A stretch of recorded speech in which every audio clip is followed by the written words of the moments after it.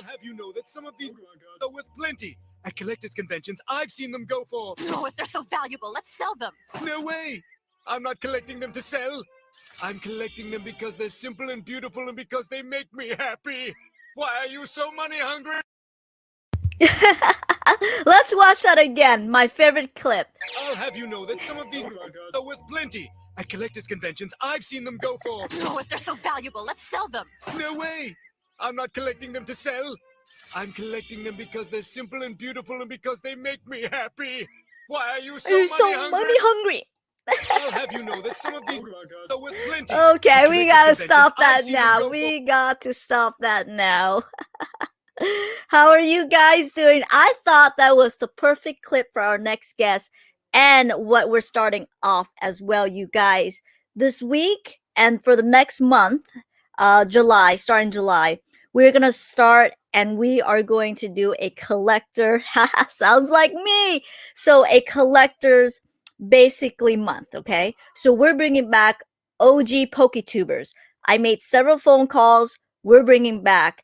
So now we're bringing back all the collectors. Me and you, everyone here.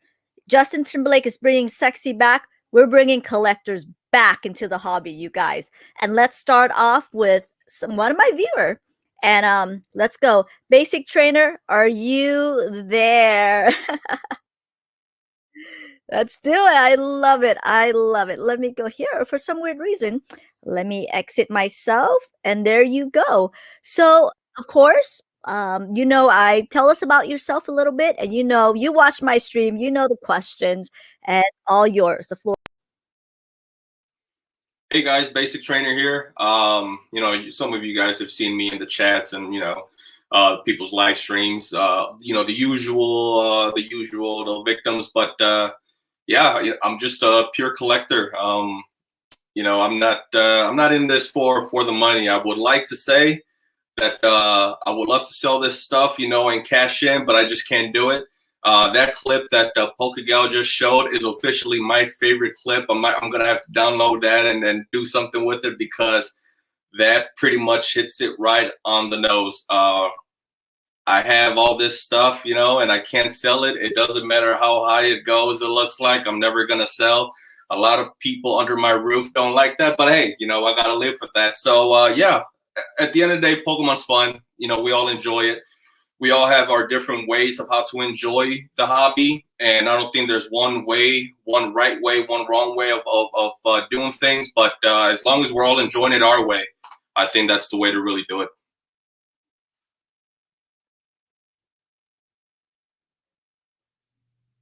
I don't know if I was supposed to meet a certain time here, but yeah.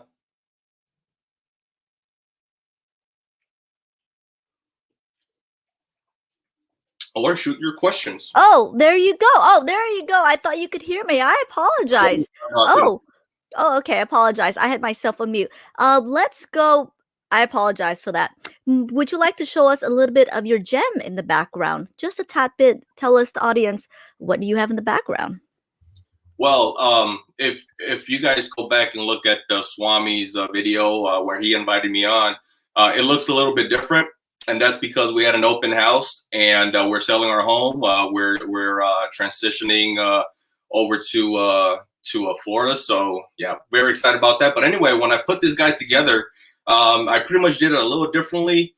But here, on top, pretty much the top two lines, third line, this is my master set PSA 9s, Japanese, 1996. That's let's see, that's base, jungle, and fossil. And then pretty much all of my favorite guys here. I mean, I got the little Pikachu wall there. A few along my other favorites. And if I scoot down, there's some more cards there. I've got booster packs. Those are all sealed.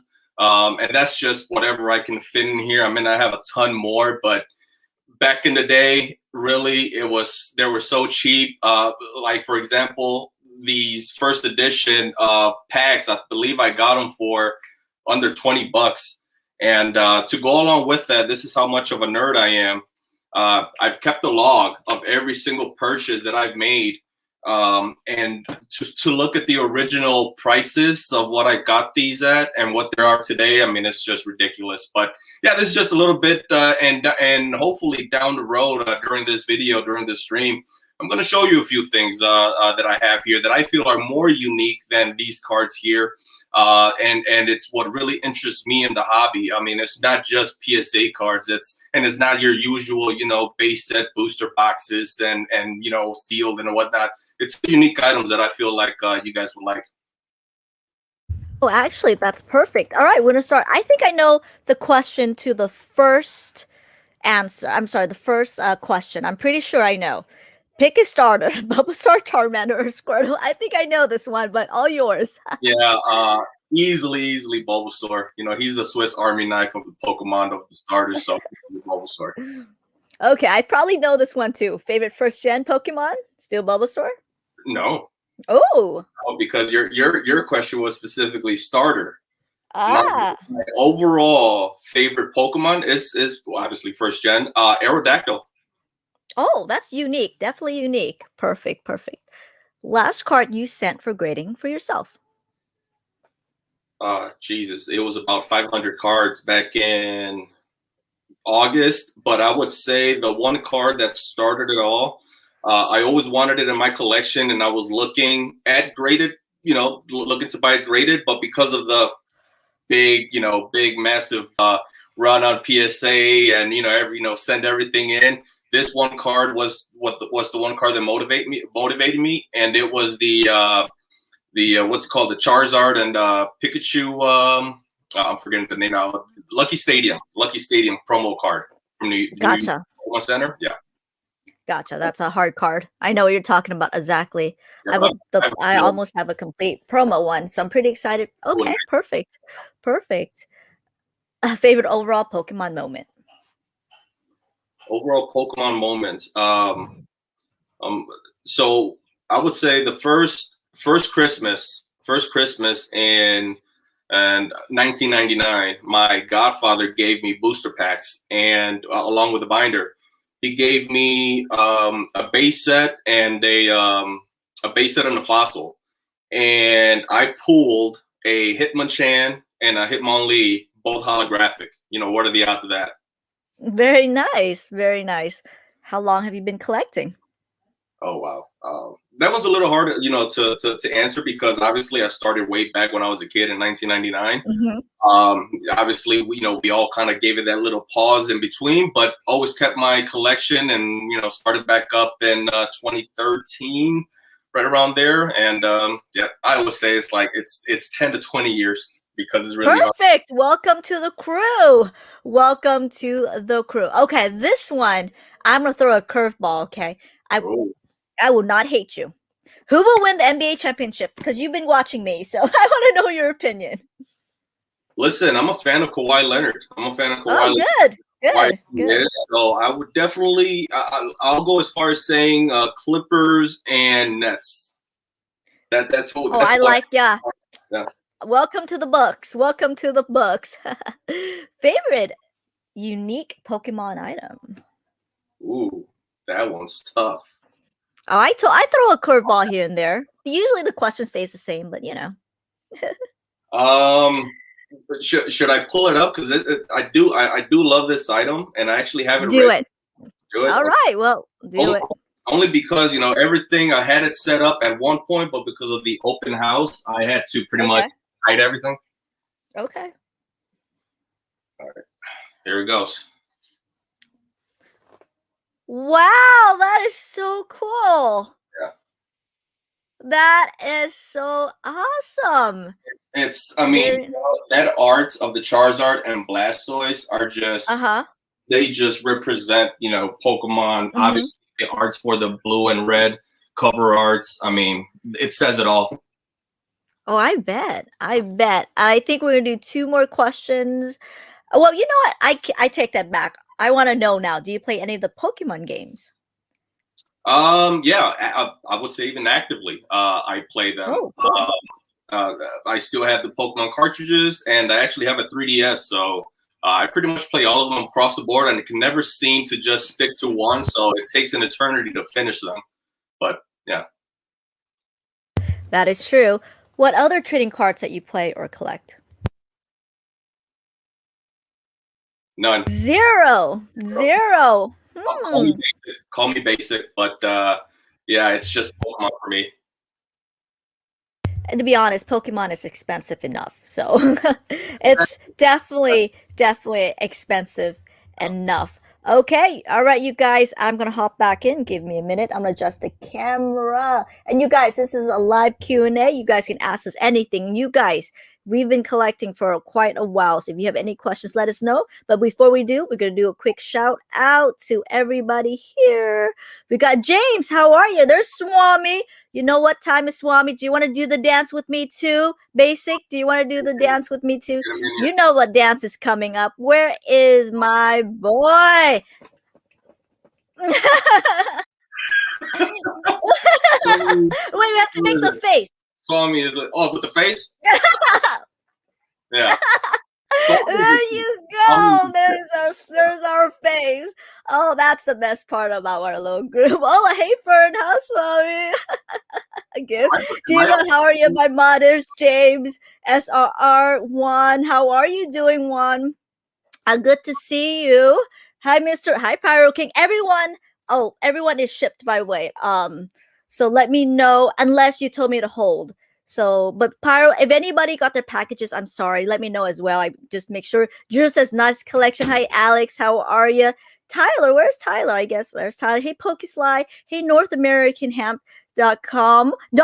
Advertising for you. Check out that website, which we'll probably do a little bit later on. James. All right. He's loyal. He is loyal. I love it. I love it.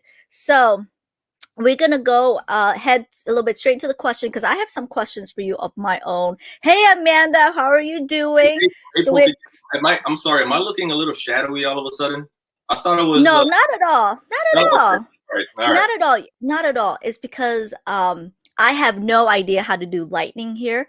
So it's my lighting, not yours. So I'm probably really bright, and I think you are just a perfect complexion. How about that?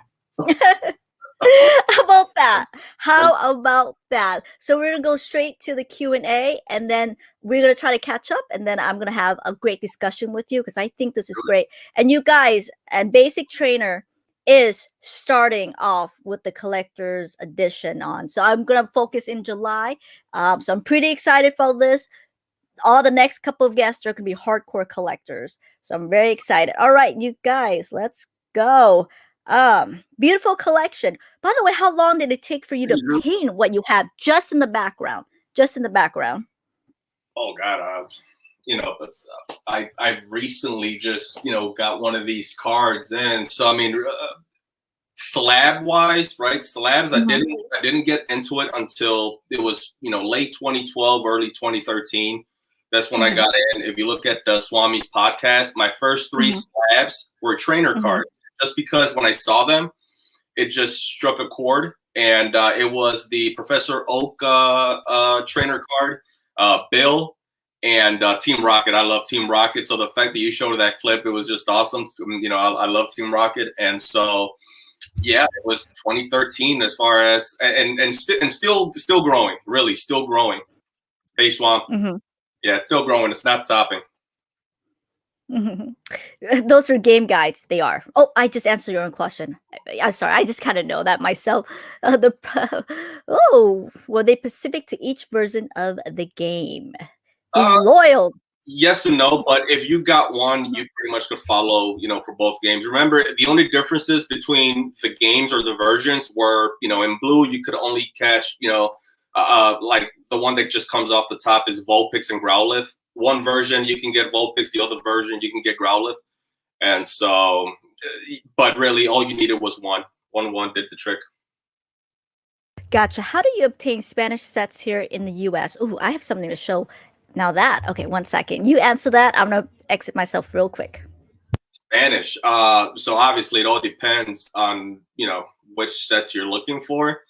But I think overall, I mean, Pokemon exists in Latin America. And if you just search, one time I ran into a website where pretty much I'm gonna have to look it up, and the next time we're on PokeGal's stream, I'll throw it up there. But there is definitely a website where you can get Spanish product, whether that's modern all the way to vintage. It's almost like, it reminds me like a troll and toad, where you're gonna have like one first edition booster box in there, one jungle and and whatnot, but then you're really gonna have your options for modern.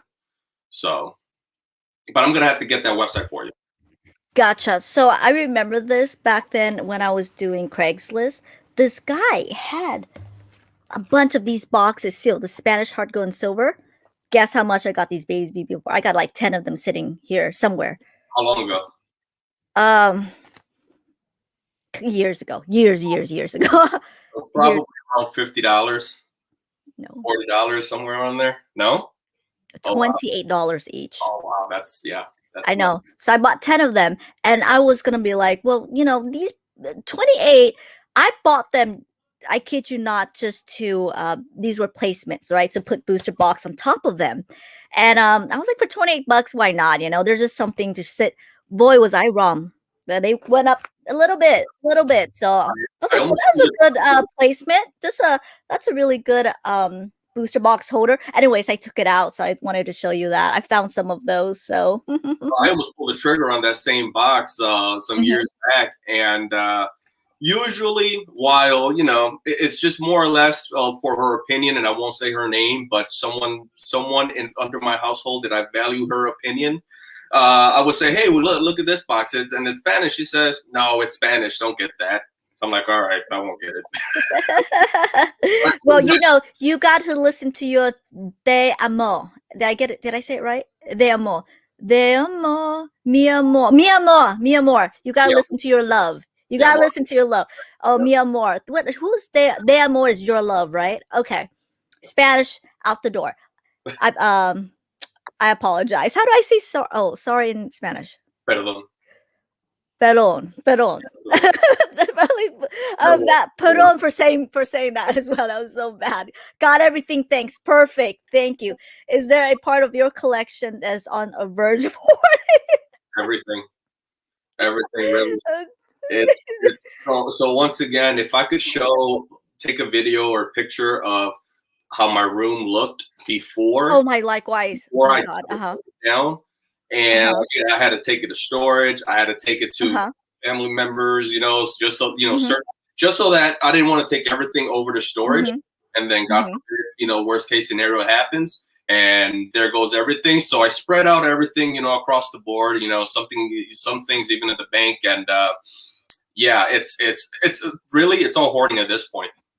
Oh yeah, likewise. I have such a problem letting things go. It's unbelievable. Like, it's totally unbelievable. I was talking to the cat's Meowth, and I was talking to her. I'm like, Cat, you have this for your lifetime, and you obviously took time and effort to get these cards. How can you let it go? I purchased her whole, yes, you guys, I purchased the cat's Meowth Japanese collection, A to Z. So she's selling me from A to Z, and just like that, I have complete base, well, almost complete English, not, the trophy cards. I don't have all of that. And I have, now I have Japanese as well. So I'm totally full, meaning I had more time and more energy to hoard more, but it's so hard. Like, I asked her, I'm like, how do you do it, Kat? She goes, priorities. I'm like, okay. That makes sense. Hi, Xander. How are you? Those cases are very nice. Looking at first edition, if possible. Favorite Japanese set? Oh, that's a good question. This is going to sound very, very basic. Once again, hence the name Basic Trainer. So my first major where I set my goal was base set, right? And my first master set was base Jungle Fossil, and to get every single holo there. So a master holo set. And then little by little, I started encountering very cheap Japanese 1996 base Jungle and Fossil. I ended up having a handful. Then I said, you know what? I might as well just start collecting them all as well. So then I created a master set of the PSA 9 Japanese. And I tell you what, when you compare any single art, doesn't matter which one, the Japanese to the English version, oh, Japanese just blows it out of the water.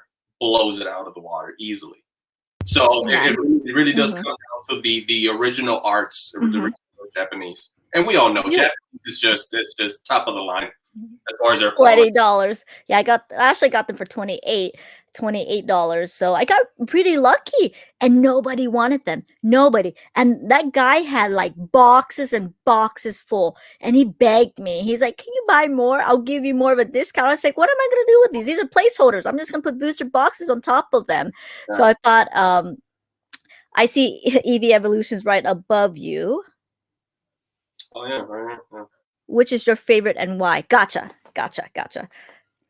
I know people in this community right here, PokeGal. First of all, you have an awesome community, but for some reason, thank you. I love everyone here. I don't think they're gonna like this pick, but Vaporeon is my favorite one. No problem. I almost gave Sean, Squeaks a heart attack when I said Jolteon. And I think it was on me for like 2 minutes. I said, I apologize. I think that thing was looking weird. Yeah, I think it's weird, but it's problem. My favorite as well. Jolteon is my least favorite. Oh, woo. I like you even more now. I like you. Okay, what's your favorite then? My favorite evolution? Right, it's Vaporeon. Oh, Vaporeon. Oh, and least favorite is Jolteon. Gotcha. Ooh. Are you spelling this at least one? No, these are gonna sit there for a while. For $28, I'm in no rush to sell them. What year did you get into? What year did you get into it? So I'm gonna take that question as right, back into it. Again, 2013, and it started out. Long story short, after looking at YouTube videos for Pokemon. Game Boy games and whatnot, and how to rebuild one. I ran into Gentman Pokemon and Crack Rock McCabe. And if you know Crack Rock McCabe, I mean, you are legit.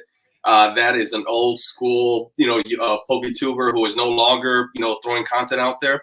I think a lot of the people in the community know Gentman Pokemon, but those two guys are what got me in. They were breaking boxes, sending off, the Charizards, the Hollows off to PSA, and then throwing them back out there into the market. So they are what got me started. I didn't know what a PSA card was until I saw their video. So that's who got me started, and it was back in 2013, really.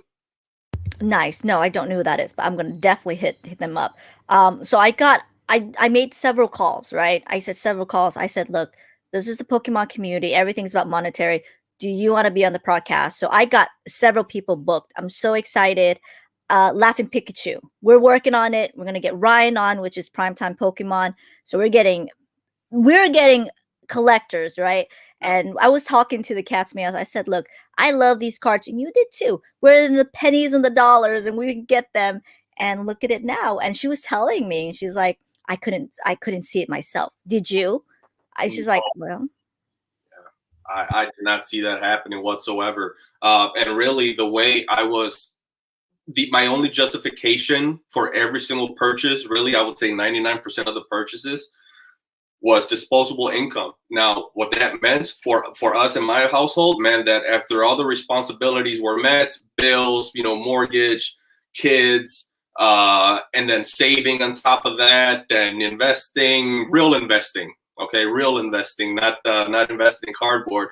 Then we, both me and the wife would have some sort of a allowance, and I had to build my allowance up, to be able to get the next item, on my cart. So that's really, so when I spent $20, $50, $100, it was literally disposable, meaning if I lost it, what have you, it's not going to affect us. And really, that's how I would recommend everyone doing it. If you're taking your money and buying a collectible Pokemon, anything, and it's coming out of your savings account, I would recommend you finding a way to make it disposable, not in your savings account, and build it up. Maybe it takes a couple weeks or a month or a couple months. And until you're able to build up for what you need, then go ahead and purchase it. That way, when you lose out on it, it's not affecting you. I agree. And me and Kat had talked about it. And that's when she says priorities. My daughter comes first. Oh, she said on the stream, she says, my daughter comes first. In the end, this is just cardboard. Okay. My daughter comes first. Her education comes first, right? Food, everything for us comes first. And I'm like, exactly. exactly. I said this is in the end, disposable income, and regardless, she is doing very well for herself because her entry point in this was so minimal compared to a lot of people. Me and you, very minimal, right? Compared to a lot of people are here priorities. Dima, I have a question, slash activity. Pokemon decided to give you a chance to become one of the top artists. Oh, he is such a great. He's so intuitive, not so intuitive. His questions are so innovative. It's like, wow, where do you think of this? To show your skill, ask you to draw a quick sketch of a new Pokemon. And what is the name? Ooh. Let's see your skill sets in basic. Ooh. Let's see. Oh man, that's tough. That's when I told you guys to bring the heat, I didn't mean this kind of heat. Let's see. Let's go with. It's got to have for some reason the word generation is popping in, and I feel like I got to use the word to play on the generation word, and oh man, that's just tough. That's tough. Generation blue pokes something. I don't know. I'm gonna think about that throughout the stream. I might have it by the end of the stream. Well, I'm such a UFO crazy person here. Oh my god, I can't think of it because there's like 800 something Pokemon. Are there any spacecraft? There's probably not not spacecraft. Any Pokemon that looks like an alien that I can think of on the top of my head? The only one that pops to mind is I'm forget. Is this? We have a fetus Pokemon. There's alien. I really like the whole more alien culture. I wouldn't know what the name is. I would not know what the name is. That's a good one. That's such a good question. I can't think of it in the top of my head right now. If there's any alien Pokemon, that's it. That is it. That is it. Oh, yeah, that is it. Thank you so much, Dima. That is it. That is it. But not a very popular Pokemon, huh? Internet was out. What's up? Hey, by the way, Hefe, he picked the Clippers versus the Net. Just to let you know, favorite game. Favorite game overall? Favorite yes. game overall. Oh, so, that's it, James. Mm-hmm. So I'm going to give you two answers. So, if we're sticking to Pokemon, and I think I brought this up last time with Swami. I think he picked one up. I was going to send him one, but then he said he picked one up. But this is truly my favorite Pokemon game. It's the trading card game. And I enjoy this more than your, red, blue, yellow, what have you, sun and moon. It doesn't matter. Outside of Pokemon, I would say Call of Duty. Call of Duty is just my favorite game. Yeah. Oh, I play Battlefield. Oh yeah, I played that. Yeah. Battlefield. Yeah, I kicked butt in Battlefield too, but that's okay. That was okay. If you guys want to add me on PS5, I've not been on there for a long time. It's evil. If you add me on Facebook, you guys actually can see my gamer tag on there. So Pokemon that you disliked. Ooh, this is a good one. I mean, you got your snow cones, your ice creams, you got your keys, you got your pretty much when all you're doing is just grabbing an object and copying it, it's and just putting a face or eyeballs and calling it a Pokemon. That's when I'm like, come on, guys, we could have been more creative than that. I think they're running out of ideas, to be honest with you. They're running out of ideas. I really think that they are. Do your daughters have a favorite set or evolution? Favorite set or evolution?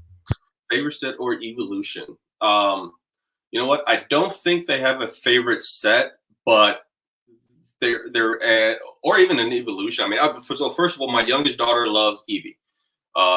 She loves Eevee, and my oldest daughter loves Pikachu. But an evolution, I don't think so. But they both like Galarian. Is it Galarian? Ponyta and Rapidash. They look more. They give it the more unicorn look, and they love unicorns. So they just thought Galarian, Rapidash, and Ponyta were awesome. I believe it's Galarian. Yeah, it is. It's really nice. It's actually really cute. Pokemon too. It's like purple. Mhm. I like the color purples. Yeah, I do. I do. It's between red, purple, and red. Okay, not about me here, you guys. What piece in your collection took the longest for you to get? Oh, that's such a good question. Oh, from the standpoint of hunting down, Mhm. that one's actually good, and you won't believe it. This one took quite a few years. And I think I could go get it. So I'm pretty sure it's in that box there. But it's the. Do you guys remember the? Well, I'm pretty sure if you look on eBay, if you've ever been on eBay, you will find the Pokemon dog tags, and they're pretty common, right? Yeah. They're Yes. Yes. Yeah. But later on, I found out that Pokemon made, they actually partnered with Major League Baseball, and they had pretty much how you would have your bobblehead day or whatnot. They had a Pokemon release dog tag, and some of them have the actual logo of the Pokemon, and there's 3 of them, and here I'm gonna have to get them. I thought I had it. I thought I had some, but no, I went and I was looking. I got some Pokemon scratchers. So I got, do you guys remember what these are? I got them sealed. I have like a case of this. I don't even know what they are. This is the problem with hoarding. When you have so many stuff that you're like, what is this? So Well, that's awesome. I have So this is another one that I would say this is probably in my top 3 favorite in my collection. I don't know if we got baseball fans in here or not, but so this one here, and again, everyone recognizes the Pikachu dog tag, but you look at that guy and you're like, what the hell is that? Right? And so this was given out in at Shea Stadium, Mets, New York Mets, Saturday, May 13th of 2000, right? And obviously the only way to get this guy was to show up at the game and, turn in your ticket, then you get one of these guys. The other one is the Detroit Tigers. So they all have Pikachu, right? That's the common theme. They all have Pikachu.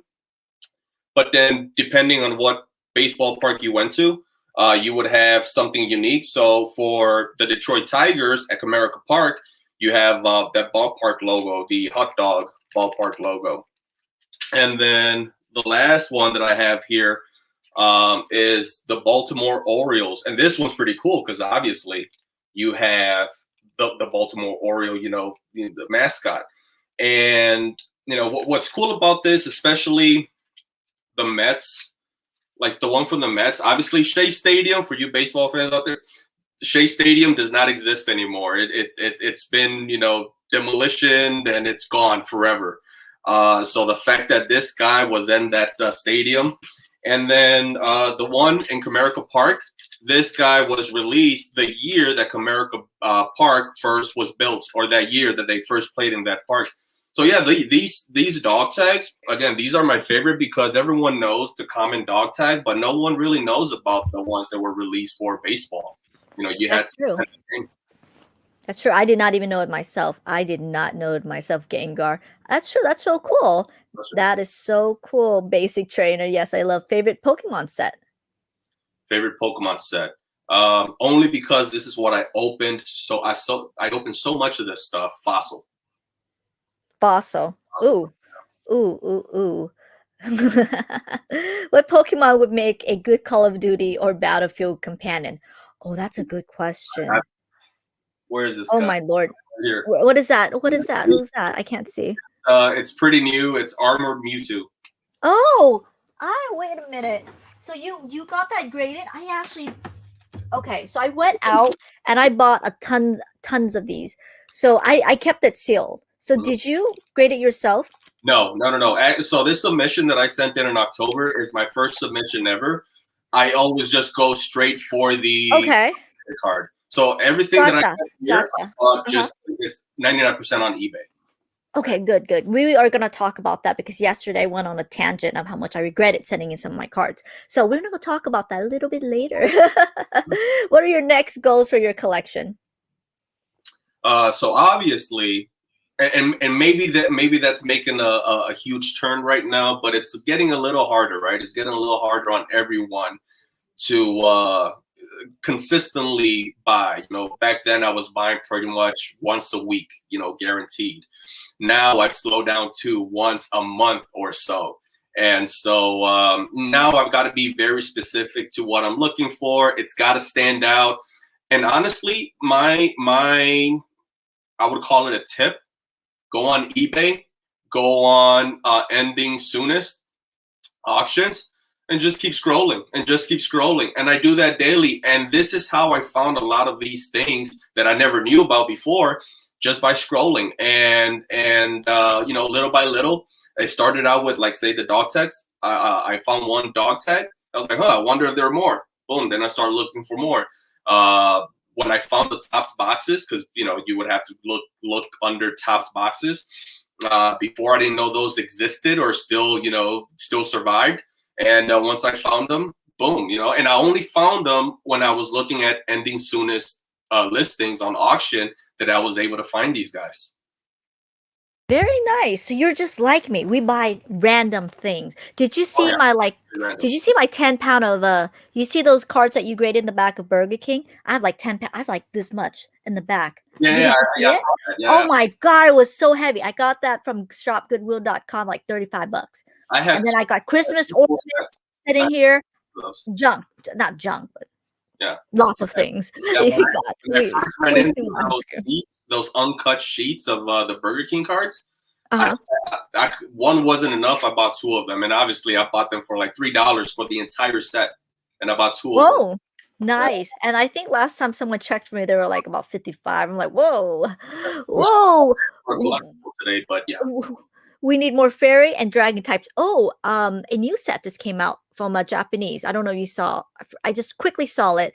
Monolic needs an evolution of VMAX. What do y'all think? They had a new set. I don't remember. Let me pull it up real quick. Yeah, Melodic reminds me of Dragonair. There really isn't a bad art out there for Melodic. So, yeah. And I don't know if that's by design. I don't know if they just choose specific Pokemon and just say, you know what, they're always going to get beautiful arts. But there you go. A Dream. What is it? Not Dream. I'm sorry. SR7 Sky Stream and SD Towering Perfection. So there you go. Look at that. Oh. So Dragon type is next. There you go. That's kind of a cool set. I'm actually pretty excited for that. I'm pretty excited for that. Mm-hmm. Oh, there you go. There is Mason. He's finally back, and you guys know the professor is here. Look, he's picking at your cards. He's picking at your cards. I love that guy. I love Mason. I do too. I do too. He's such a great guy with a great sense of humor. What an amazing. I love it. I hope you're doing well, Mason. Thank you so much. What do you think of Bio Saddles with the stamp, Rapid Strike, or Single Strike? Oh, that's a good question. That's a good question. Really, I think anything with stamp. The stamps just make them stand out versus any other, you know, card in TCG. Pretty much, if you didn't know the set or you didn't look at the symbol, they're pretty much all look, you know, the same. You don't know where they're coming from, what generation. Sometimes you can, but when they're stamped, I think that is a very unique. Now, I wouldn't go as far as saying do it to all sets, but yeah, here and there, sprinkle it, and I think they're definitely fun. Yeah. I think they're trying something new. I don't know if you remember break cards, right? Those are not popular at all. They thought they were going to be popular. Not at all. So they were trying break cards, and they tried a little bit of Radiant Collection in. And it started off really slow and then eventually caught on. So I know they tried break cards. What else did they try? Something that was different. Break, Radiant Collection. What else did they try? I'm pretty sure if I remember more like a little bit of a subset there. What else? I'll think of it, but I don't know about the stamp card. I think it's just something that they tried. It doesn't bother me whatsoever. So whatsoever. Okay. I know what they tried. Do you remember those oh my goodness. Okay, I don't collect a lot of trainers. Do you remember the little trainer cards where they have basically you can flip it around? Because I really don't play. I don't know what they're called, right? Do you know what I'm talking about, right? So they tried that. So basically, they can flip it back. What is it called? It's a stadium card. I believe it was only stadium cards that did that. Yeah. So it had different effect. Yeah, you can flip it around, and that was not popular at all as well. Hey Z, glad you're here. I was wondering about you. I was about to message you. Wow, that's an amazing answer instantly. What Pokemon do you find prices as retail store? Okay, this is a good one. You can answer this, and I think I have a little bit input for saying it now. So, what Pokemon do you like to find or purchase at retail stores? When it comes to retail stores, obviously we're talking about modern Pokemon, right? And that's strictly more or less for my daughters, right? So back in the day, 2 years ago, right? You were able to go to Target, Walmart, and go pick out whatever you wanted, and so here at home, my family, we would get some cards. The girls would get some cards. I would get some cards. Even the wife would join in, and we would just open them. Me myself, and I know a hot take, so, and I might have to duck here, but I don't like singles that much. I don't like binders. I don't like, and PokeGal, you're huge with binders. I mean, that's a big portion of your collection. But yeah, so those are definitely more aimed for my daughters and myself. So yeah, that's really what I aim for. It's just modern, whatever's available. Gotcha. And I don't know if you have noticed. Thank you, Lewis. Dual types, exactly. Dual types. I think they started the dual types. What set? I'm sorry. Now I'm thinking. It's not XY that they started. I think it was probably more of Roaring Skies that they started that set with the dual types, with like lightning, and then there is oh my god, lightning, and then leaf. Yeah, okay, that's it. The dual types. They did that was not popular whatsoever. I think Breakpoint. I think it was. I don't remember. They tried that. I don't play. That's the reason why I don't. They tried that. What's not popular at all. So I think with the time, the stamp. I don't hear a lot of people talking about it, but it doesn't bug me. I think it's kind of cool. But I've noticed this, you guys. So I went to my local Target to buy cat food, right? And I went to the Pokemon card section, and it was stacked. It was stacked for the first time in a while. It was stacked, although it was limited to 2. It was stacked. I did a giveaway yesterday from those jumbo cards, stacked. We got battle styles in there. Magic was always been there. So I'm just like, okay. So I want to know, what do you think? Do you think perhaps, in your opinion, that it's dying down? Do you think the consumer are more educated? Consumer are just leaving, or do you think it's all of the above? Well, I think number one, printers go burr, right? So right now, all the printers are pretty much on and and cranking. Obviously, there was a large effect, with the whole 2020 and the pandemic and all of that.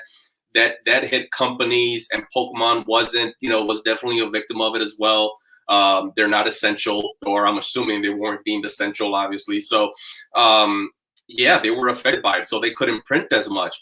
So what happens after the pandemic and everyone shut down and all the Pokemon employees have to go home and they can't print? All of a sudden, everyone goes crazy for Pokemon. So there's this gap that they got to make up, and they can't keep up fast enough. And yeah, so I think that was pretty much the main source of the issue. And then now, well, everything's getting back to normal. Everything's and all the printers are on, and I don't know if they're on or not, but that's the feeling that now they're just cranking everything out. They're trying to meet demand, and to stop all of these issues that are happening in the stores.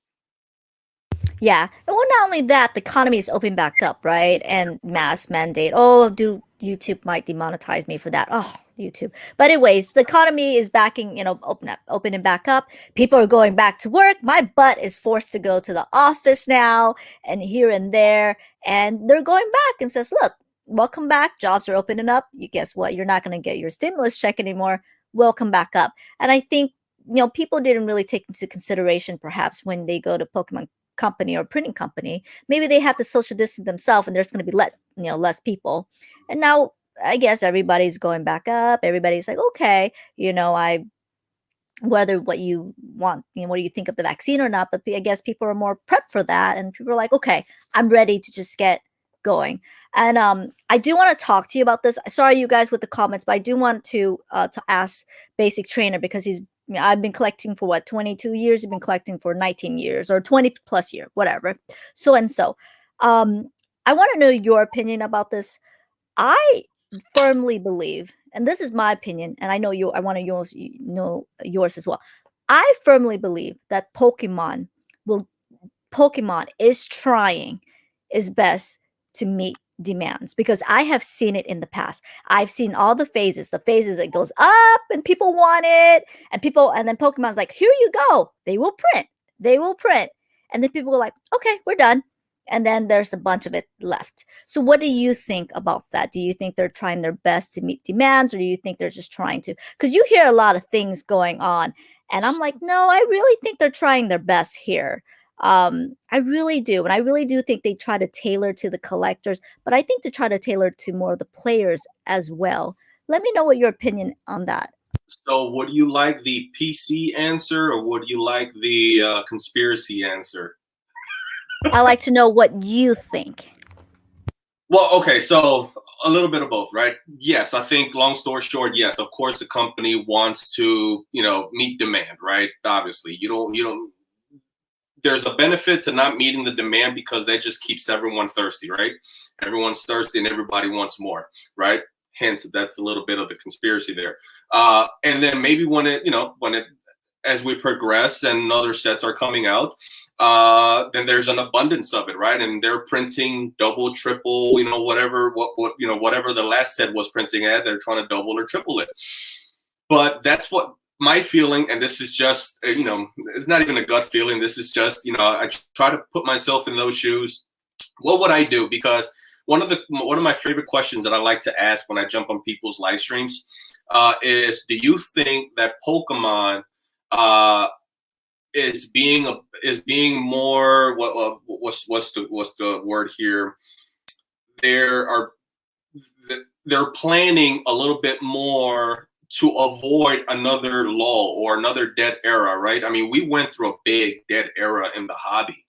And so now that Pokemon has garnered all this attention, I'm pretty sure they're thinking, we can't allow another dead era. So how do we go about that?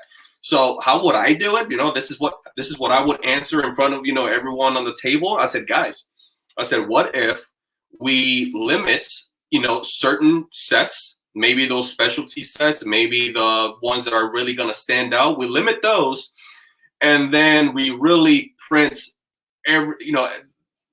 whatever else, Chilling Rain, whatever's coming out, you print the hell out of that. You kind of quench their thirst a little bit, but it's not unique enough. And then when the EV Heroes come out, maybe those get, shortened down a little bit, because everyone's going to want that set. And now all of a sudden, you're not just thirsty, you're hungry.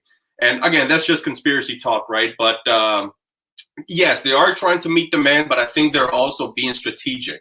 I think they're being strategic because if they just flood the market with these new modern sets, I think they're also in danger of losing the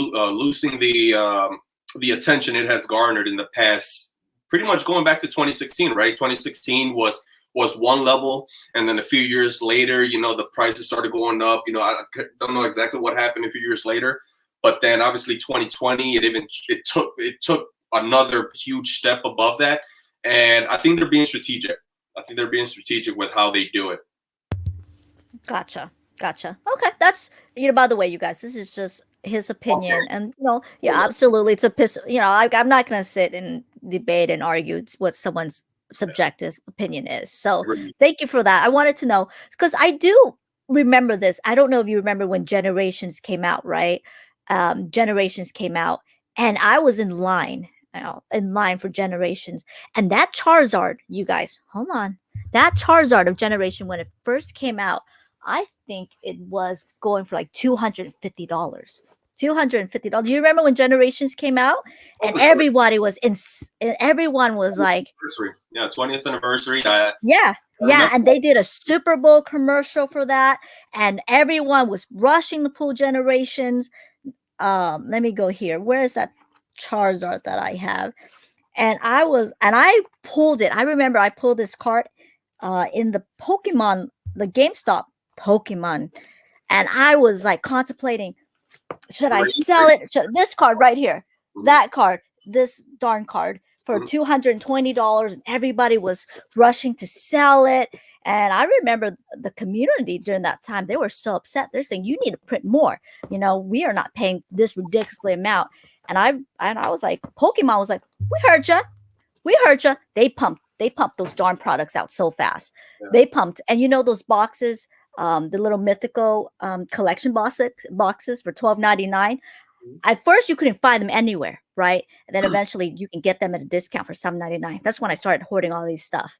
So, anyways, at the very end of the 20th anniversary, again, you know, my collector side, I opened a ton of it. Me and my family opened a ton of it, and eventually, I said, you know what? This is the 20th anniversary set, and I think I'm gonna buy a few ETBs and, you know, some of those mythical boxes and the big what is it? Was it Charizard?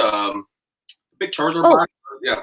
Oh yeah. I think I have it. I think I know what you're talking about. Give me. I have a lot of crap. I don't know how I have it. I gotta buy them and keep it sealed, just because, you know, I'm thinking, is the 20th anniversary? This only happens, you know, once. Once there's only one 20th, right? There's only one 20th. That's how I look at anniversary. So yeah, we don't know what's gonna happen yet. Is EV Heroes the official 25th anniversary set? No.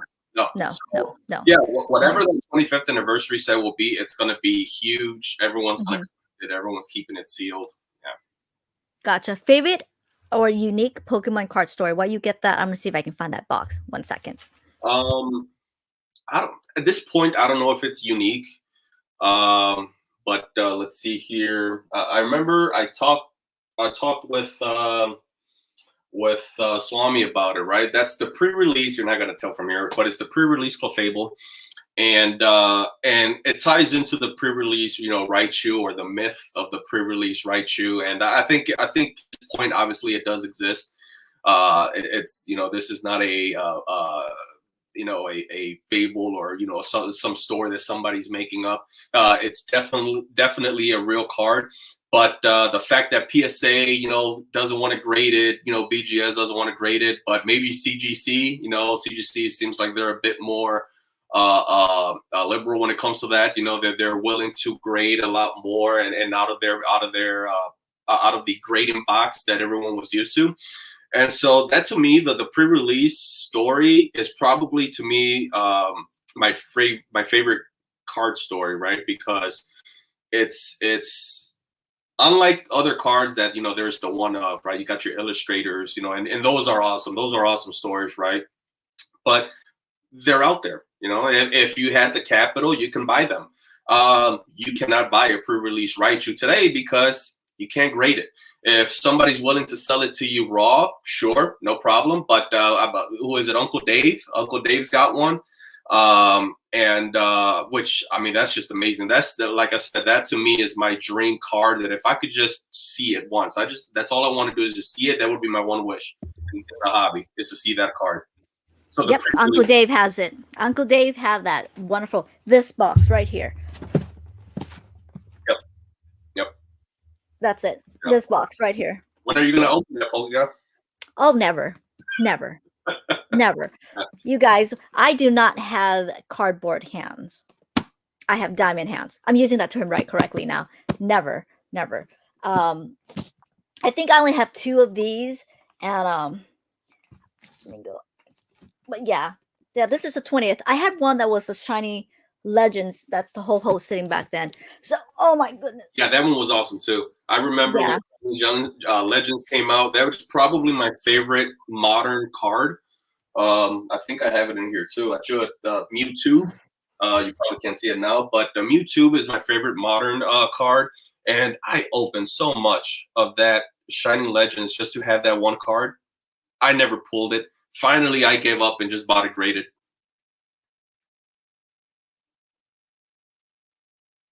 And just to let you guys know, back then when Generations first came out, the scalpers were fighting. These bad boys were like $65. Okay, I don't know if you remember these bad boys. They were only $20, and they had one that Pikachu looked like had herpes or something.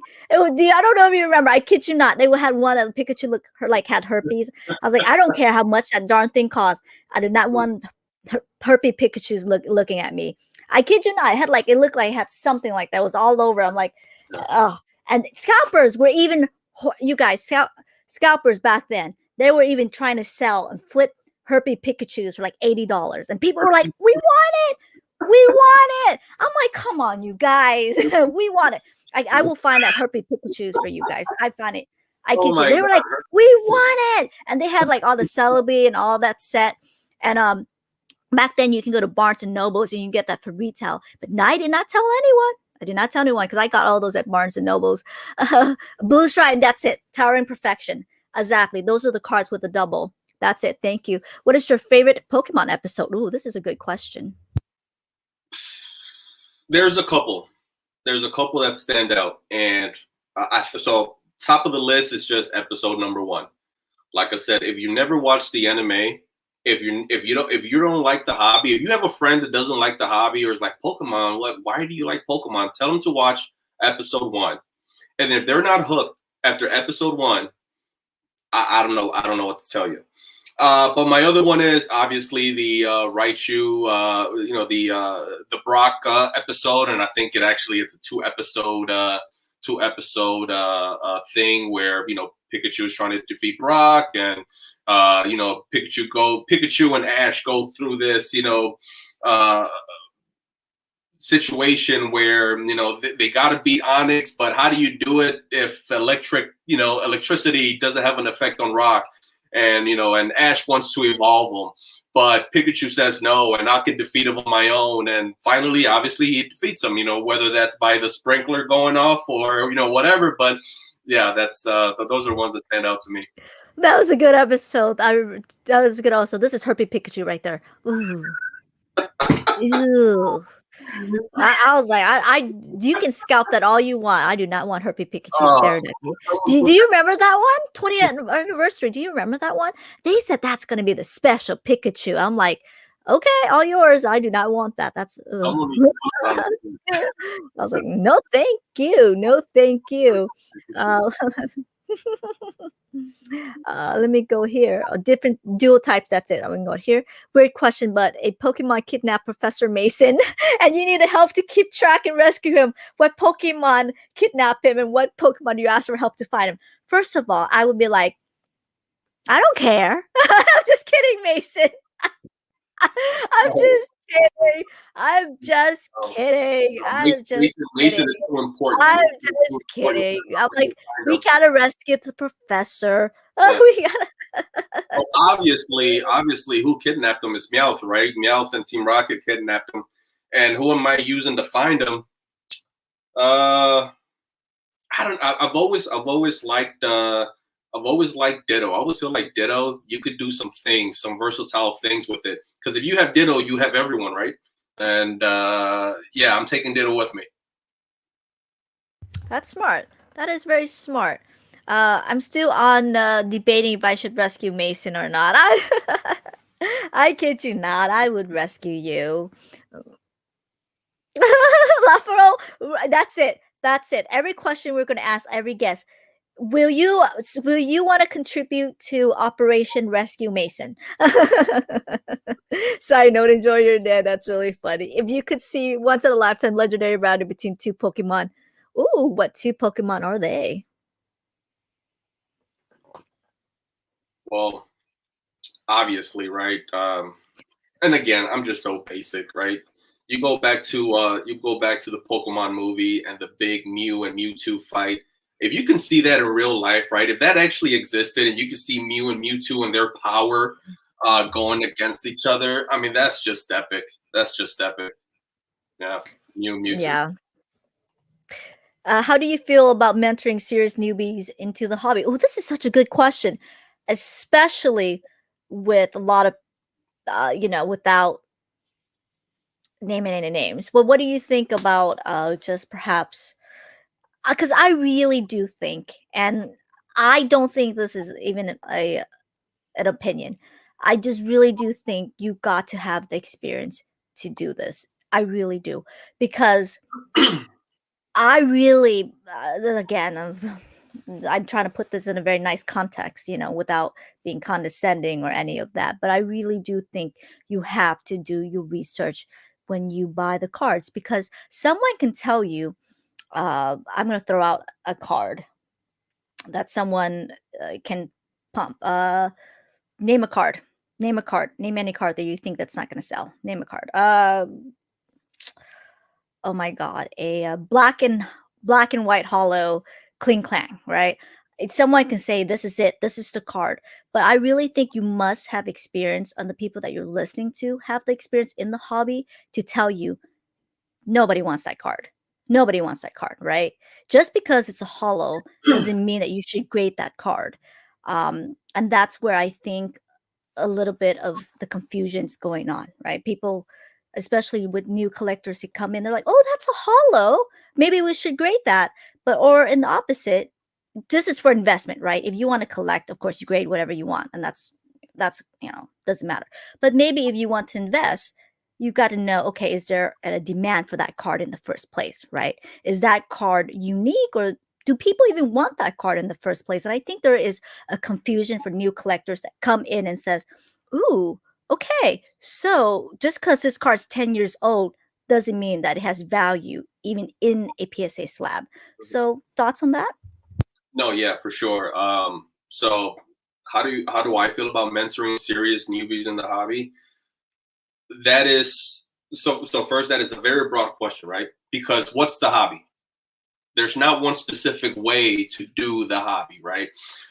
You kind of alluded to it. There's collecting and there's investing, right? But I think there's even levels, to those two things, and there's probably other areas as well. Yeah, I think it was under Pokenomics, Jake's live stream. One of the guys asked pretty much the exact same question. If I'm a noob, what tips would you give me? And I think he was more pointing it towards the audience and not Jake. And the first question I asked him was, "How old are you?" He got very offended, right? And that's what I mean. It's how old are you? That plays a big factor into, what I would answer, to this question. He said, and he actually says back, "Oh, but what does age? Why does age matter if I have all the money, to do whatever I want?" And so I'm like, well, because then if you had all the money, I would even ask further questions. If you have all the money, what does that mean? Does that mean that your house is paid off and your bills are paid off? Or do you have, debt, but you have all this money sitting to the side? Or, again, there's levels. So I guess, yes, I would definitely, mentor, serious hobbyists, 100%. I think whenever any one of us can do just that to someone, a new member, because it could feel overwhelming. If you are joining today, it could feel very overwhelming. If I didn't have any of my collection and I had to just start today, oh wow, where do I start? Vintage and modern, bless you, and investing, collecting, the right way, the wrong way. So really, I would just narrow it down to this one question. If you're really coming to me seriously, what are your goals? And then ask me the question, right? My goals are XYZ 1, 2, 3. What would you recommend? What would be your tip? And then I can definitely have a better answer for you. But essentially, yeah, I have no problem mentoring, no problem. And I'm no expert, right? I'm no, this is just an opinion. I'm no Pokemon master or anything like that. But yeah. I don't think anyone really is. I think everyone makes mistakes in their own way, and I still make mistakes. Don't get me wrong, right? I still think, oh, that card probably has value, and some probably don't, some probably do, and I might get lucky here and there. I don't think anyone really, really is. So even if you go to school, sometimes you do make mistakes, and they train you on this. So it is. Oh, thank you, SRG. Thank you so much. I really appreciate it. Me talking a lot. I did a talk. I talk so much. I don't even know how I even survive. I'm not in this long distress, you guys. Rate Hidden Fates. Oh, that's a good question. Hidden Fates. Rate it. Scale of 1 to 10. If every set just had a 1 to 10, I would say Hidden Fates is solid. I might have to duck for this one as well. 7.5. It's solid. Once again, because when I look at modern sets, it really has to stand out. And I gotta say, I think Shining Legends stands out a little bit more than Hidden Fates. So I would say 7.5. So some of those full art shinies are awesome. No doubt. But yeah. Gotcha. And again, that's an arbitrary number, you guys, just to let you know. If you guys like the set, you guys think it's a 10, go for it. You guys think it's a 2, that's what it is. That is surprised they haven't jacked Hidden Fates. I'm pretty sure there's more evolutions out there than that. I got my cards today. Thank you. Are you both going to collect a con? I am not, because I am looking forward to my new job. Oh, you are. Very, very nice. Very, very nice. Thoughts on value in a non-10 graded card. I'm not too sure what he means by that. Non-10 graded cards. What do you mean? Are you asking more or less if it's 9, 8, 7, 6s versus 10s? I think that's what he meant. Can you clarify? We'll go back to your question. I think that's what he meant. Or do you want to answer this or give it a try? I have no problem, only because I actually do have I wouldn't even call it a strategy. This is just how basic does it. I don't aim for 10s. So from the very beginning, it started out as, well, I can get the 10, but if I don't get the 10 and instead of get the 9, I can also then go and get another card, right? Meaning I can grow my collection faster for the items that I want instead of spending all of the money on the one card. Now, do they grow faster exponentially and whatnot, throughout the time? Sure. But I think it's just one of those psychological things, right? Oh, it's a 10, so I automatically got to have that card instead of the 9. But when you compare the actual, quality, the actual, when you look in all of the four, the 4 areas when it comes to grading, I've got 10s, I've got 9s, and when I look at both, I don't see the difference. When I look at 9s and I look at 8s, it's really hard to tell the difference. Not until you get to the 7, 6, 5s where you really start noticing them. So what I'm saying is, it all depends what the goal is, right? If my goal is just to collect, give me the 9s all day, just because I'm able to get then the second card after that. So 10s, I really don't value, personally, I don't value them that much. So if I was looking for a specific card today, I'm aiming at 9 and not at 10. Correct. Unless he's talking about monetary value. But you're right, exactly. What is your goal? Because my goal is to literally hoard them all. And you saw the binder collection that I have. My goodness gracious. I don't even know how in the world I managed to hoard all of that. But that's okay. I have a lot of learning experience, and I made a lot of mistakes doing a lot of things. But in the end, I'm very happy with what I have. So we'll go back on that, because some of the questions I do want to talk to you, but I definitely don't want to ignore the comments. Did you see the $400 Pikachu in Pokemon Center? I did not, and I don't think I care. Which $400 Pikachu? I have no idea. Stuffed Pikachu? Yeah, I saw it. I almost pulled the trigger on it, but I'm glad I did. Oh, woo! Hey, Travis. Hey, FNW Collectibles. How are ya? You are a STD Chews. That's it. Ooh, chickenpox. That is so damn. All right, well, Mothbed. Good night, Dima. Good night. Hey, Jake. How are you doing? Where are you doing? Okay. Investing is so boring now. I'm too hoarding. What is going on here, Jake? We'll talk about this. Have either of you watched Uncle Dave's video on how to start a small eBay card business for free? Ooh, would you guys sell? I kind of want to start, but I don't think I have the patience for scammers. That's very true. A friend of mine recently got scammed today. So, and I'm helping a couple of them going on. So it's actually pretty tough. It's very, very. Do you even sell in the first place at all? So I have sold for sure, right, and Mhm. throughout my Pokemon hobby career, right. But it's only if it's double. If it's the only Mhm. one in my collection, there's no way it's leaving my collection. I don't care how how unique or how modern, and there's billions of them out there. I'm just not getting rid of it. So yeah, I've definitely sold plenty of items. I want to say over 100 items, down from PSA cards, games, things like that. But it's spread out through 8 years, so 100 items in 8 years is really not a lot. But I haven't gotten scammed a single time. I've actually had a pretty great experience. I don't think I've gotten scammed from the buying or selling side. Um, just fishing out there, I did have a master set out there on eBay, and I put it up, and I put it at an outrageous price. I was trying to do the PokeRev. PokeRev has this booster box, collection up there for, I don't even know what it is today. SM Pratt has this 3 million illustrator card, so I kind of did something along those lines, and I gave it an outrageous number, and someone offered me 90% of it. And I got scared and I put cancel, and I just didn't, because it's like, with that kind of money, I just don't know if this is legit or not. And it was 5 figures. It was 5 figures. And again, I was just doing it more for fun. I was just, I'm going to put my master set right up there because people are not really going to click on it or send me an offer. And the guy sent me 90% of what I had it up for. And I just said, nope, I'm not doing it. There's way too much risk. At that point, at 5 figures is way too much risk.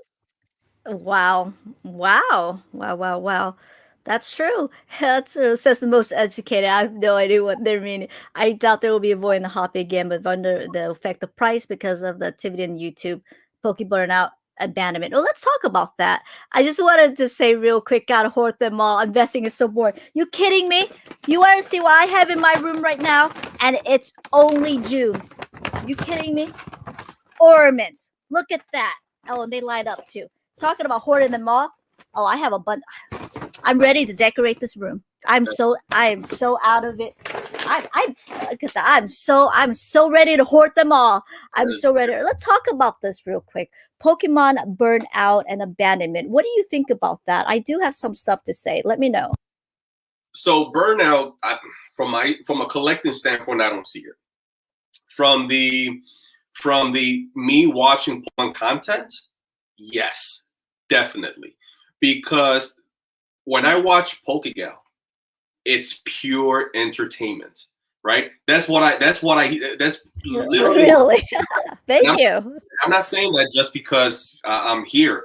It's I was just telling my wife that the other day. I was like, you make it so fun. You're so genuine, and I don't mean this in a disrespectful way. There's almost like there isn't a goal, right? There's no intent. There's no agenda. Therefore, it's just free and it's fun, and you're always constantly laughing, and I think that's what it's all about, right? When you look at everyone else, there's specific areas that they're targeting, right? Whether that's investing, whether that's, and really they're really not collecting, channels out there, but there's a few that mix in a lot of collecting. But then there's the TCG side. But yeah, it's specifically to this year, last year, it's all investing. It's 90% investing. So while I like it, and believe me when I say the only reason why I watch it, I love Pokenomics.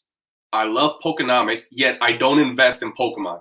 And it's just it's two things. It's the fact that he involves psychology, and I love psychology. The fact that he involves psychology into the hobby, I love that. And obviously, it's never a bad thing to learn, the markets, and learn, the investing side. But after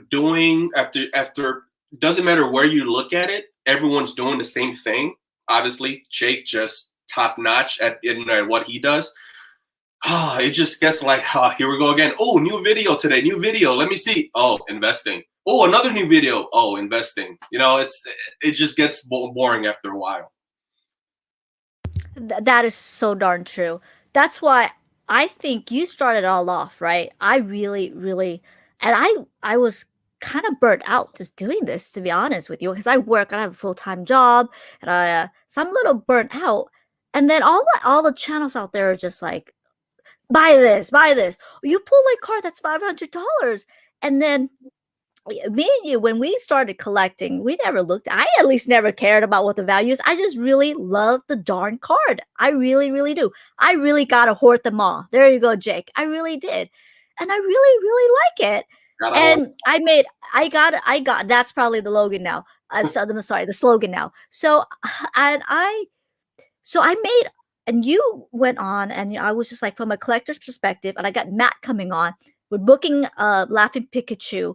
We're getting Prime Time on. I'm at least going to try to get Ryan on. And we got old, just basic, not basic, but OG PokeTubers, or who I've met. I made several calls. I said, look, this is what's going on with the Pokemon hobby. Let's bring in a true collector's perspective.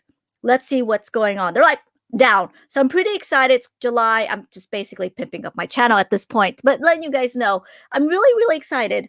And because when it's so different from back then, and that was only 5 years ago. That's when I started doing this channel 5 years ago compared to now. And I was talking to Kat, and Kat's like, I missed it. And I was like, I do too, right? Back then, when you open packs, you trade. And I made a lot of trades. If you guys type in the Cat's Meow or PokeGal, you can see all the trades that I made back then with her. And I made a lot of trades back then within just PokeTubers. And that was pure, genuine fun for me, because that's how I interact. Now it's like, oh my God, you pull a card that's worth $80. We don't even talk about it back then. And let me know your input on that.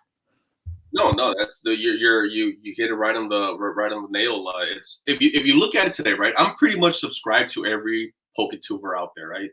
That doesn't mean I'm clicking on your video. I would say most of them I don't click on them. It's only when they offer that unique standpoint or perspective, if they're like box breakers, and then all of a sudden they're just sitting there talking for an hour. I'm watching that video because I want to hear their perspective, regardless of what that may be.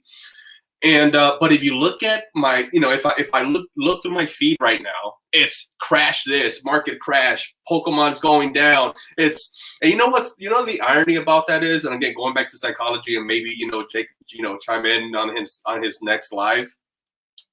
This is how I see it. This is the irony. When things are going good, PokeTubers are, Pokemon to the moon, everything's going up, invest in this, invest in that. And that's good and all, right? That's good and all, because that actually does help the momentum. But when things go down and the content is nothing but negative, right? Think about the news. When the news is just nothing but negative news, the people that were right on the fence, right? What do I do? What do I sell? Do I buy? What do I do? They're going to run out. They're going to run out because you showed them that the market is crashing, because your headline, your thumbnail was Pokemon crashing, market is crashing. And so the irony is that I feel they're hurting themselves from a psychological standpoint. Imagine if everyone today, all the PokeTubers, just switched it. They all got together, right? They all sat down into one big meeting and said, hey, instead of, making it seem like this, there's this big, crash coming, what if we do the opposite? Or maybe not the opposite, because that almost sounds like you're manipulating. But you just say, hey, things are good.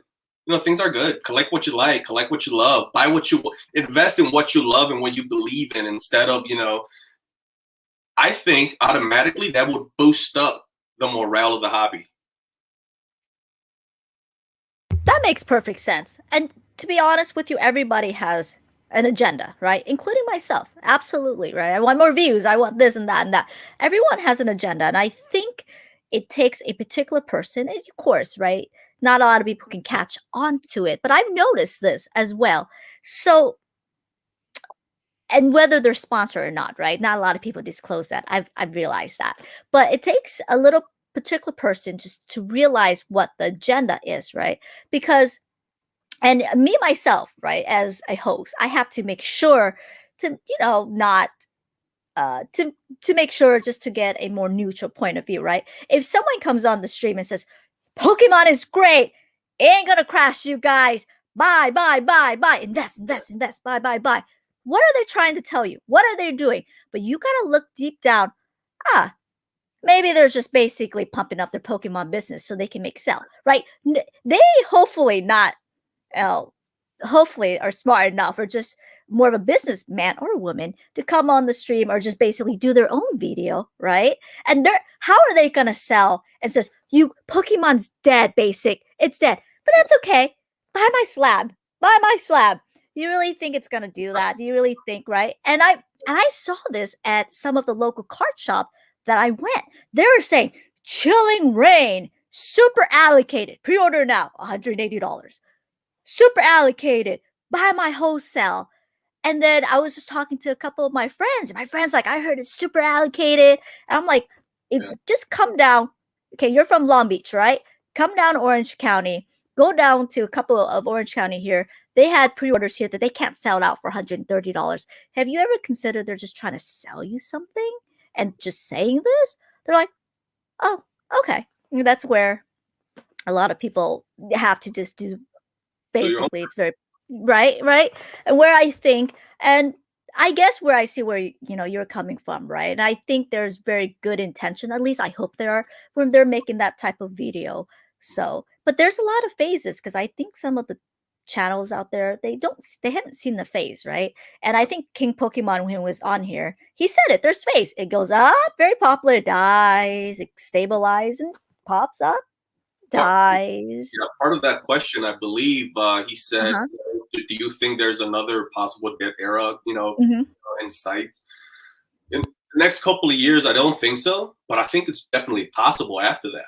I think it's definitely possible because the only thing that keeps me optimistic is that the people that are my age now, late 20s, early 30s, and even mid 30s to late 30s.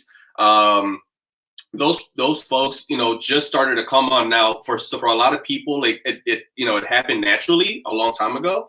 But for other folks that maybe life was just in the way. There's work and there's families and there's more important things than these luxuries, right? And now all of a sudden, boom, they get introduced, back into Pokemon because of all this hype. They could stay, right? That's my optimistic view on that. But also my pessimistic view is going back to the printing and all of that.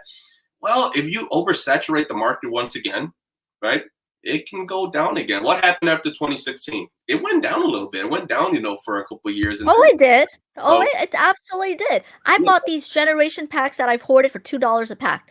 And I was the idiot that paid $27 a pack. And then 2 weeks later, it went to 17. Then it went to like 19, or not 19. Went up a little bit, then 17, then 9, then $2. I'm like, shit. Oh, crap. I cussed. Well, according to Jody, I can cuss after 2 minutes in the video. So if you want to cuss, go ahead. I'm a fan of just letting that dead era happen naturally instead of everyone saying, hey, announce it. That's my feeling, and I don't mean it in a manipulative way. What I'm saying is, if it's gonna go down, let it go down naturally. You don't have to announce it. You don't have to let me know when there's a dead era. I know when there's a dead era, right? I know when people start posting, their social media, and it's all about Pokemon. When you start seeing, shelves just fully stocked every single time.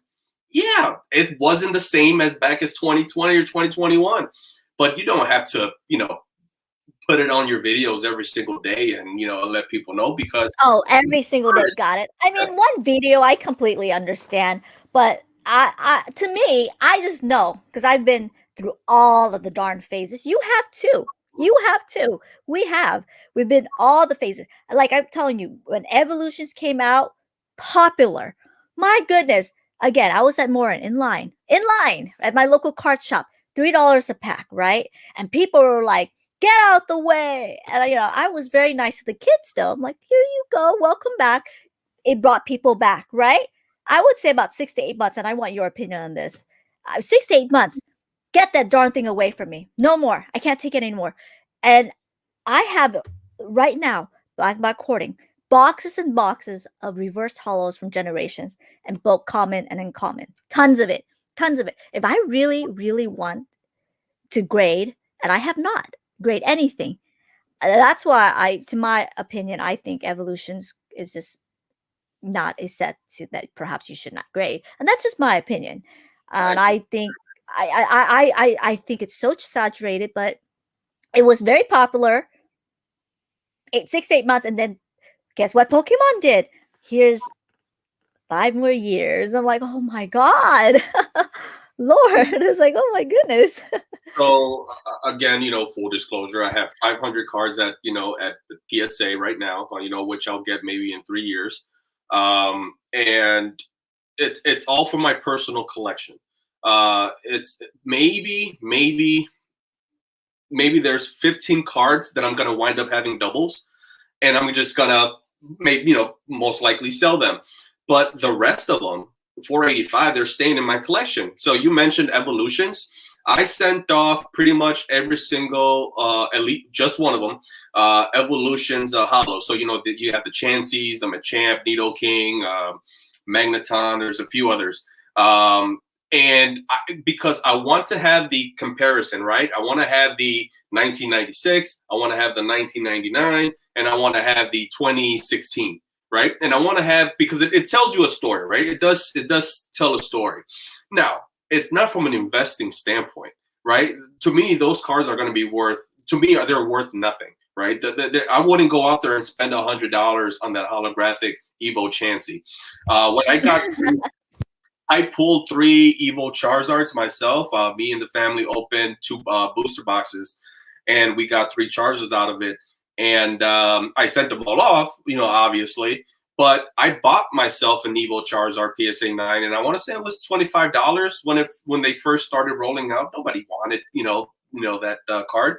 But it was one of those, when you put them all side by side, 1996, 1999, base set 2, legendary collection, Evo, then and whatever, and then there's going to be another reprint for sure, 100%.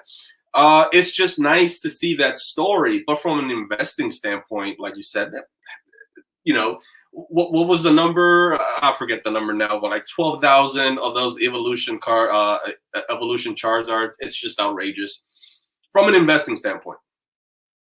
Yeah, exactly right. So the reverse hollow, it does nothing for me. But the hollow, because it's comparable to the hollow Chansey from 1999 or 1996, then yeah, I sent that one off and I'll get it back. And really not paying attention to the grade. I didn't really care for the grade.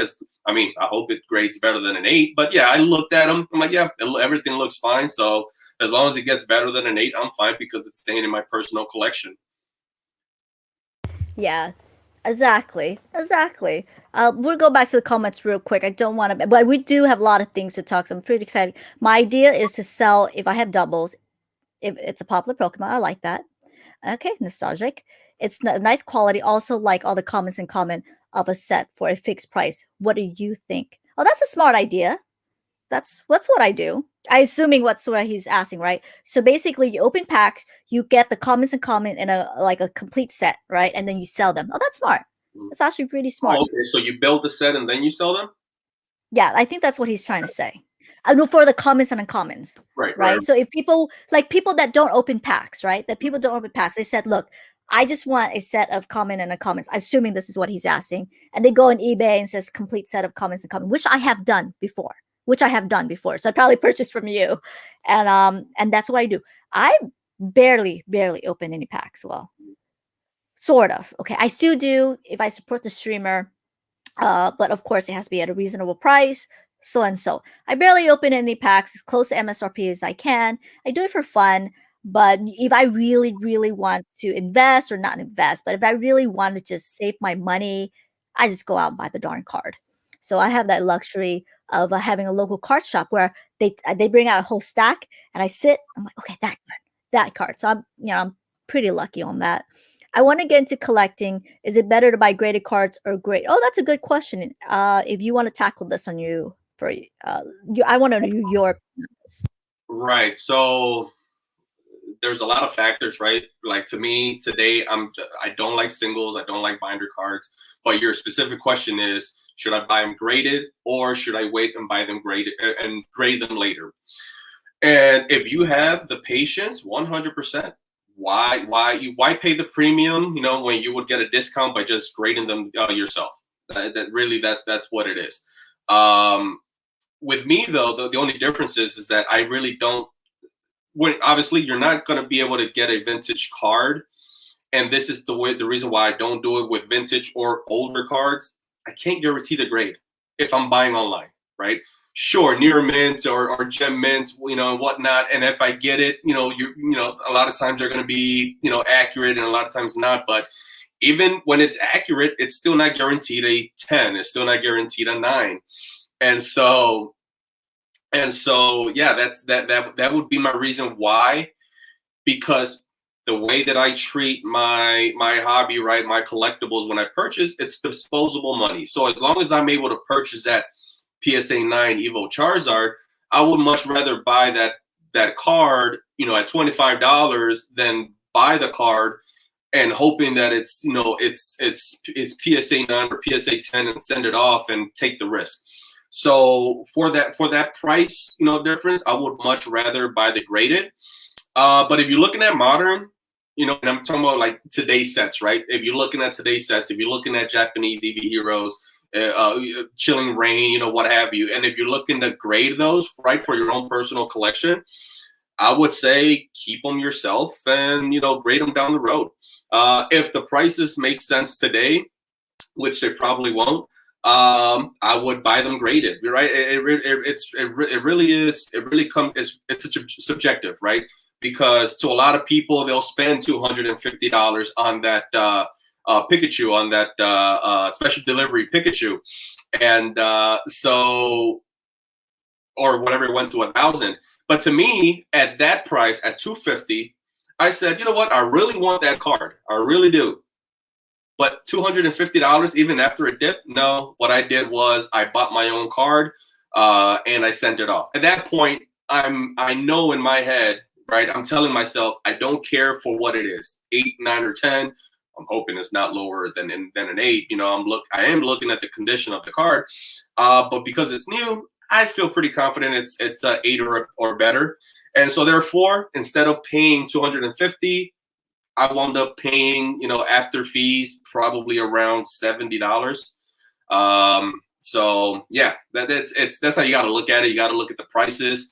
You got to look at if it's beneficial, and also, are you willing to wait, X amount of years to do that? Because I'm assuming you're gonna collect X amount of cards first, then you're gonna send off to PSA, and then wait for those cards to come back. So, whatever that process may be, a year from now, 2 years from now, who knows, maybe PSA can catch up and go back to the, 30, 60, 90 days, whatever it was. I went through Graded Gem, by the way. They're awesome. James Carson, they're, those folks over there are awesome. So shout out to them. Absolutely. This is my take, if it's okay, on this. It's my take. So if it's vintage, I don't waste any money. Okay. Just because a pack is open, it's new, doesn't mean it's going to get a 10. If it's modern, okay, I just go on straight buy the card. I don't even wait. I just go out. That's, to me, I just go out and straight buy the PSA 10 card. That's how it is. And I would wait for a little bit. I would never, ever buy a card. So, for example, that Rainbow Rare Pikachu, right? That's what I really want. All right. Okay. I made an offer, and I at the beginning, I really want that card. So I was willing to pay high, but I want multiple copies of that card. But when a card first comes on the market, I never, ever, ever pay at that. I will wait, and I'm very patient. I will wait. So I wanted to show you this real quick, basic. So I went to my local card shop and I bought this for about $540. I'll show you what I bought real quick. And just to show you, I'm a firm believer in, like, just if it's vintage, oh my Lord, if it's, let me double check if it's,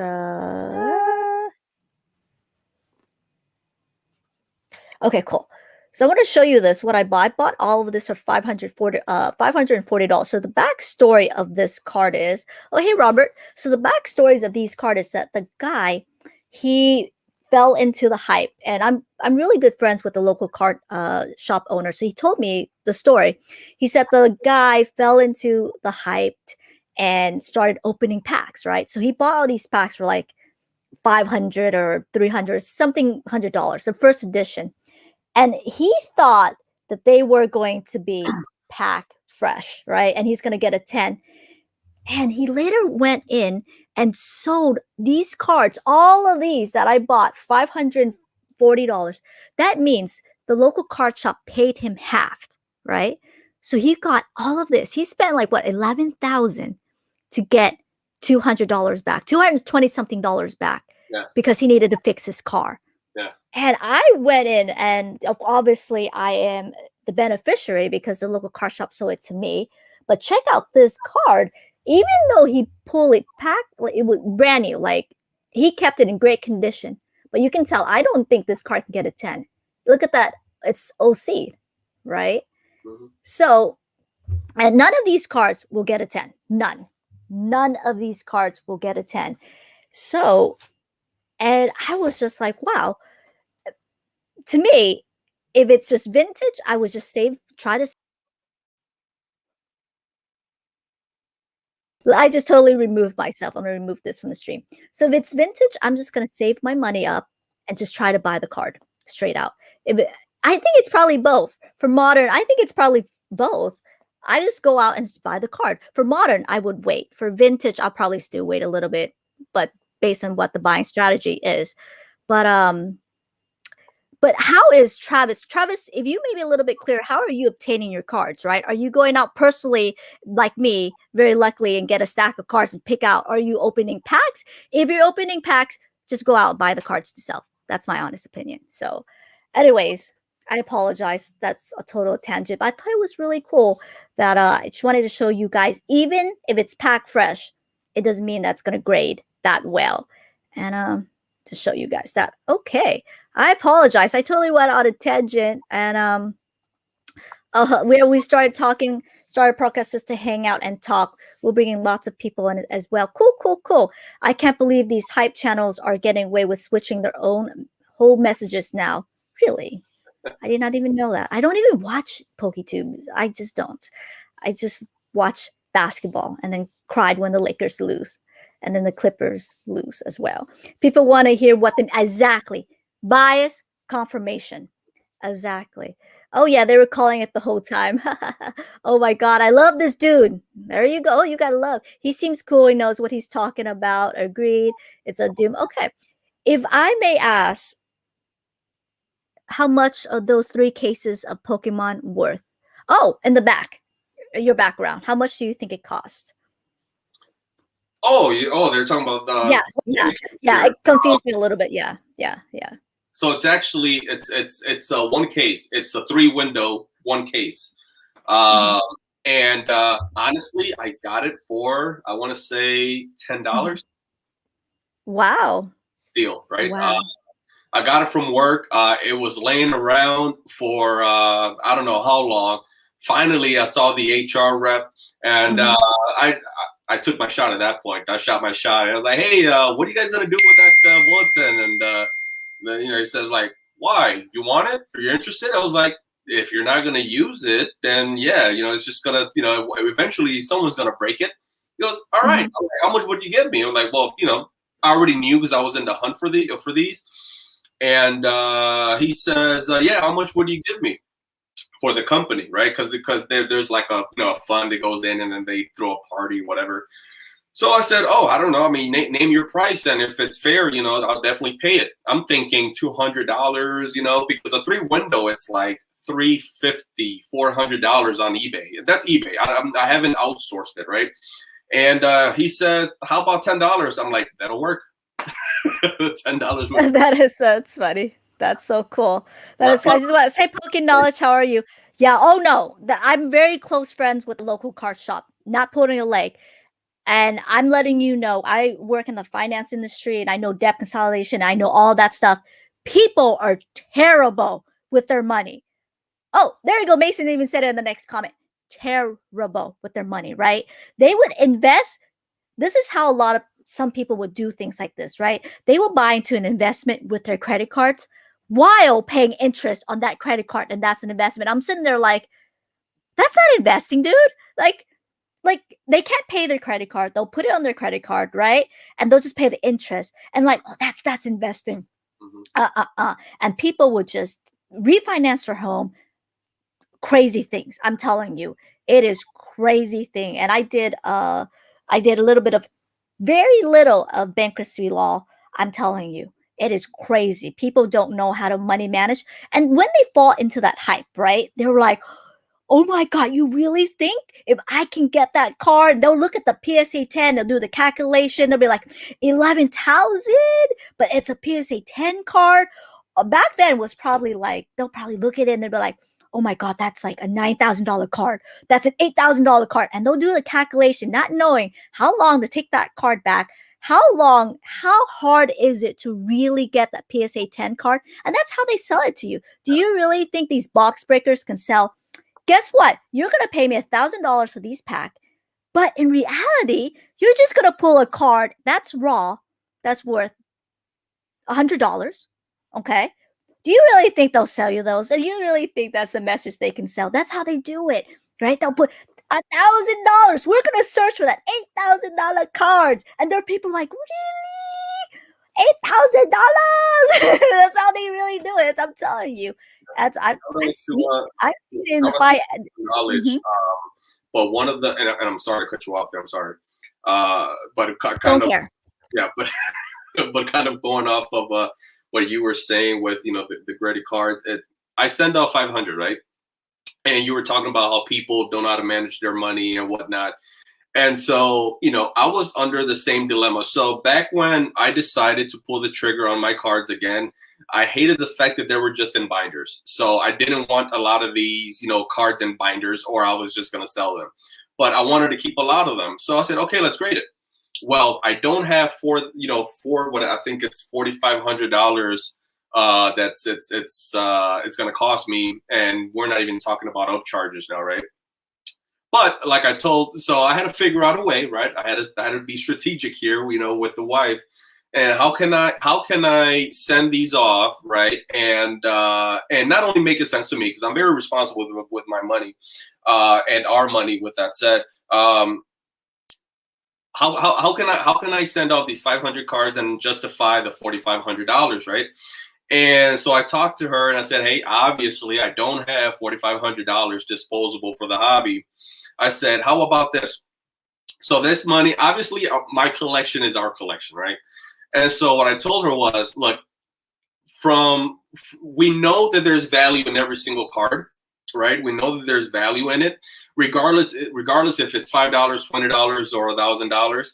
And so what I told her was, I obviously have collateral, right? I said, that's what I'm going to do.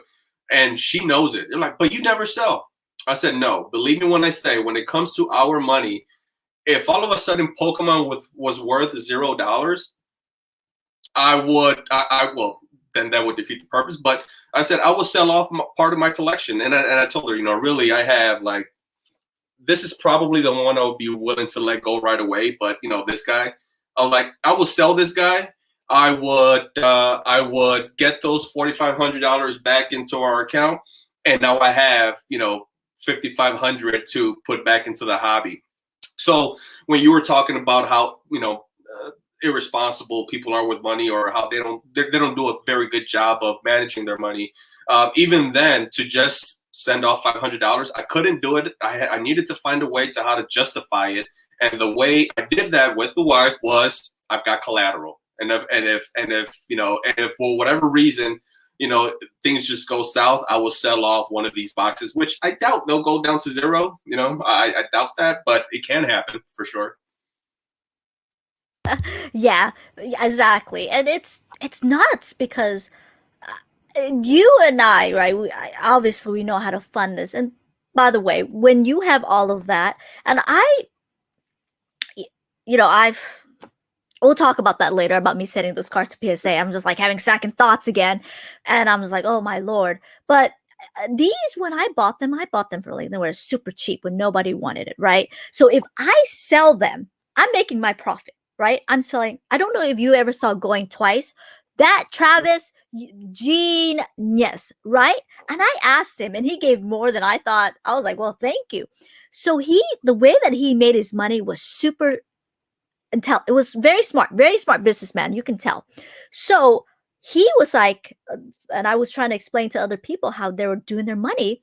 It's like, and I noticed some YouTubers, they do this as well, right? They do this as well. So for example, they will open up a pack and they'll charge someone premium for that pack, right?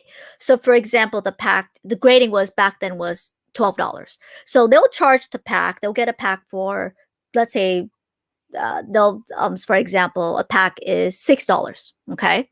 And they'll add the $12 cost to that pack when they sell. So that means the buyer already paid for the grading. Got it. Profit's there. They sent that card to grading. So regardless of how much profit and how much undercut that they do, they're bringing in pocket regardless of what. But compared to other people like me and you or other buyers, we have to go buy that pack, open that, send that card to grading, and hopefully our money comes back. That's what it is. That's the difference between, okay. And then I thought about him like, but $18 profit margin is just so little. Like, is it worth your time? And I thought, and he said, oh, it adds up. And then, but in the end, it's all pure profit compared to somebody like me and you. If we do sell, it's out of our pocket, right? We pay for it. It's out of our pocket. And we're praying for that card to come back. And we're like, oh my God, it's going to undercut. Is our profit margin? To me, $18, it's not worth my time. Yeah, I would agree with $18. It's not. But when you're not worth my time. That, yeah. Oh, yeah. Yeah. Oh, yeah, absolutely. All I can picture is that the open mouth face. Oh, yeah. I think I know what you're talking about. I just want to let you know, I know you sent me a picture, but I'm really stupid when it comes to technology. That face right there. I'm really stupid. I could not download the picture that you sent to me to Instagram. Oh. So I had to pick your Facebook picture, and I just put that stunned Pikachu face up. I was like, oh my God, I'm really done with technology. I apologize. I know you wanted that picture, but I'm really, with a down graph. Oh, I wanted to show you something, okay? I want to show you something. I laughed so hard when we are not financial advisor, but I want to show you guys. This is what we're going to show you guys. Look at that. Remember, buy high, sell low, buy. What do you think about that strategy? What do you think? You know what? Don't listen to PokeGal. No, it's you know what's funny. Do you like that, Jake? It's very relatable because right now, obviously, we're selling our home and we're looking to buy a new home. But guess what? If we buy today, we would be buying at the peak. And I know you've been talking about buying real estate as well, and your mom or something along those lines.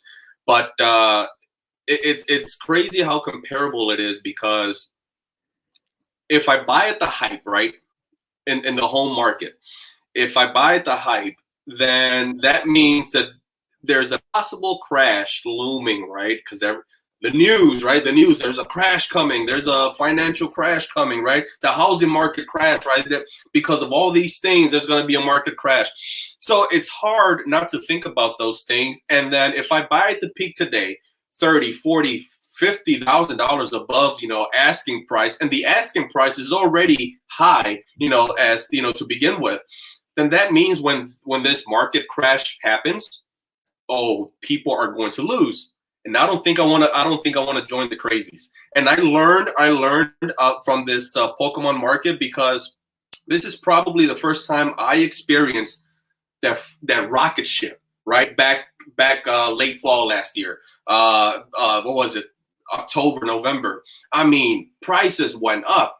If you guys saw the Swami video stream with me, I was telling them I was turning to my wife and I was like, why are people paying this prices for the card that I paid $50 for? $1,500, $2,000 just a few years later. I don't get it. But what I learned was, because what happened now? Prices are down, right? The crash is happening, right? So, and obviously it is, right? Obviously the market's retracing, it's correcting, and it's doing its thing. So in the housing market, I learned from this hobby that, I'm not going to buy at the peak. I'm going to get my gains, right? just like I did not do with Pokemon. I'm gonna collect my gains. I'm gonna run, and then when I 2 years later, 3 years later, when when prices come back down, then I'll jump back in. Exactly, and that's what I was telling everyone. I was like, do you know how the people that make so much money?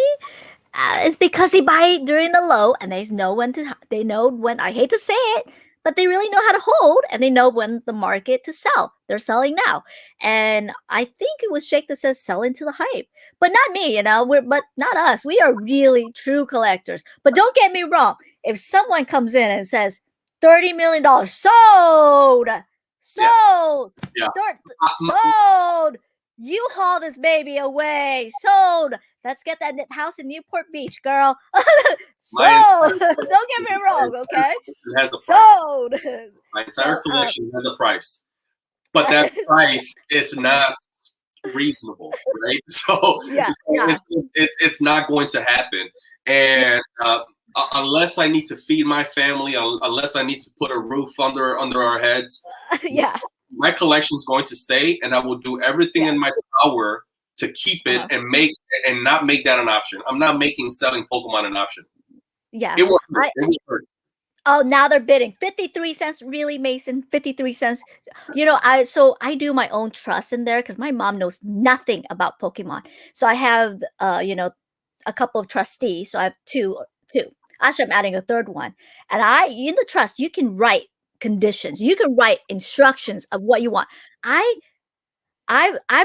told the stream yesterday, in my instruction from my mother, okay, and my trustees, I'm gonna put Spanish, Vietnamese, English, Chinese. I'm put all of them. I'll say, mother, please do your research.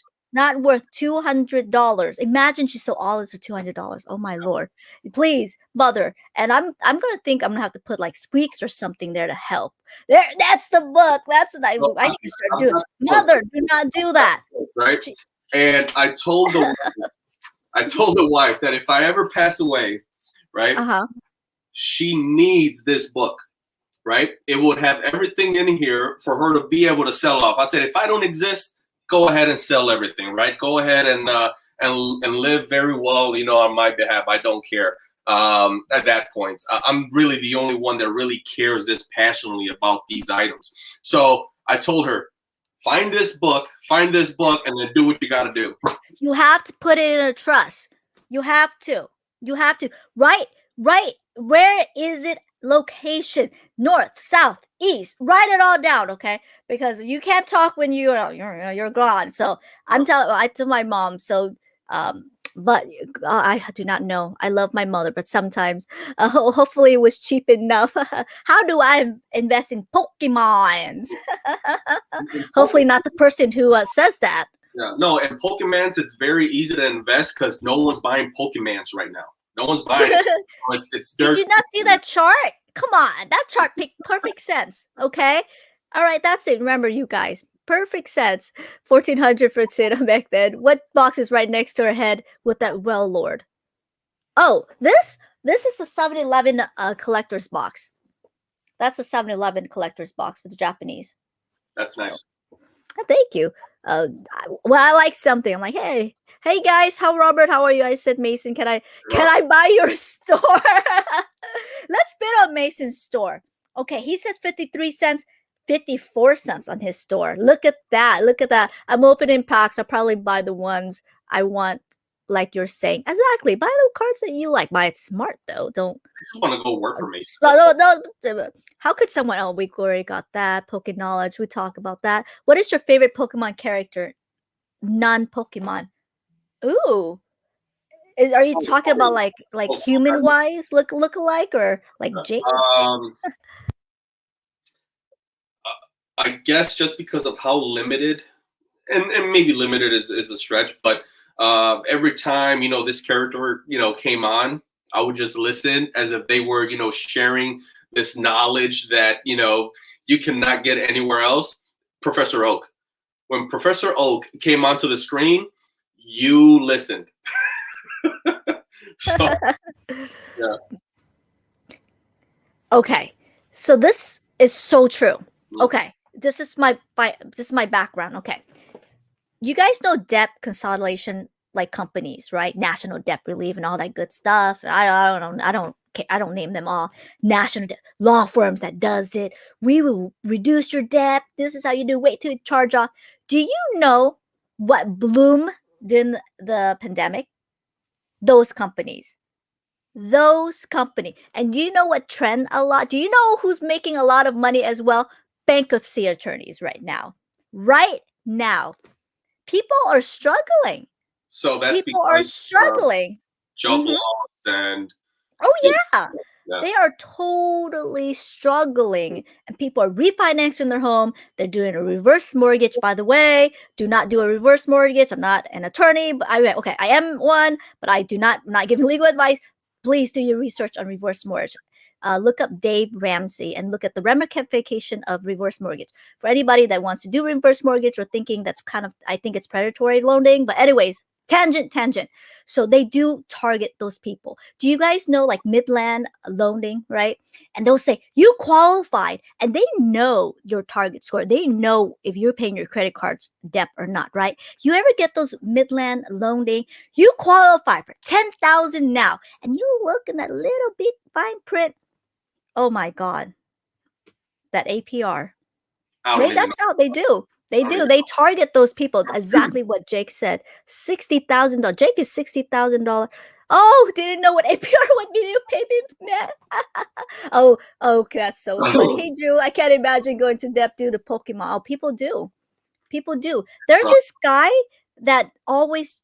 There's this guy named the Scam Economist. He goes on here and he asks the same question every time, and he tries to bait me. I fell for it twice. But there you go. He did admit in the stream that he used his credit card to invest in Pokemon cards. And I told him, reach out to me.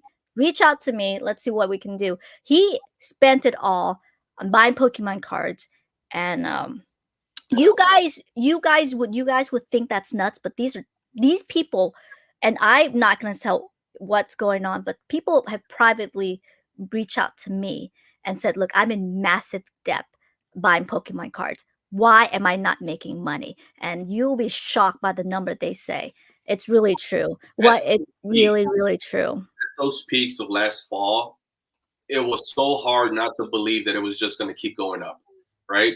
And me, I'm just like, whoa, like this is what are we doing here, right? I'm just stepping aside. I was like, this is not my game. You guys keep doing what you're doing because I'm out, right? I tapped out, like no way. And it's hard. It's hard to when I put myself in those people's shoes. How do I not believe that this is just going to keep going up and up, right? And to me, it was just that obviously I was already content with my collection, so I didn't need to buy in.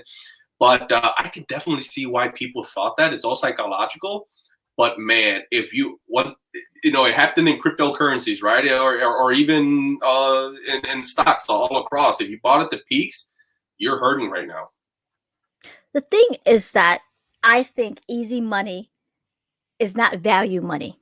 That's my opinion, right? So when they wake up, they're like, oh my God, another 600, another 1,400, another 2,000. Have you noticed the Pokemon peak at the highest is kind of in the middle of the stimulus check, right? Right? You noticed that just a little bit?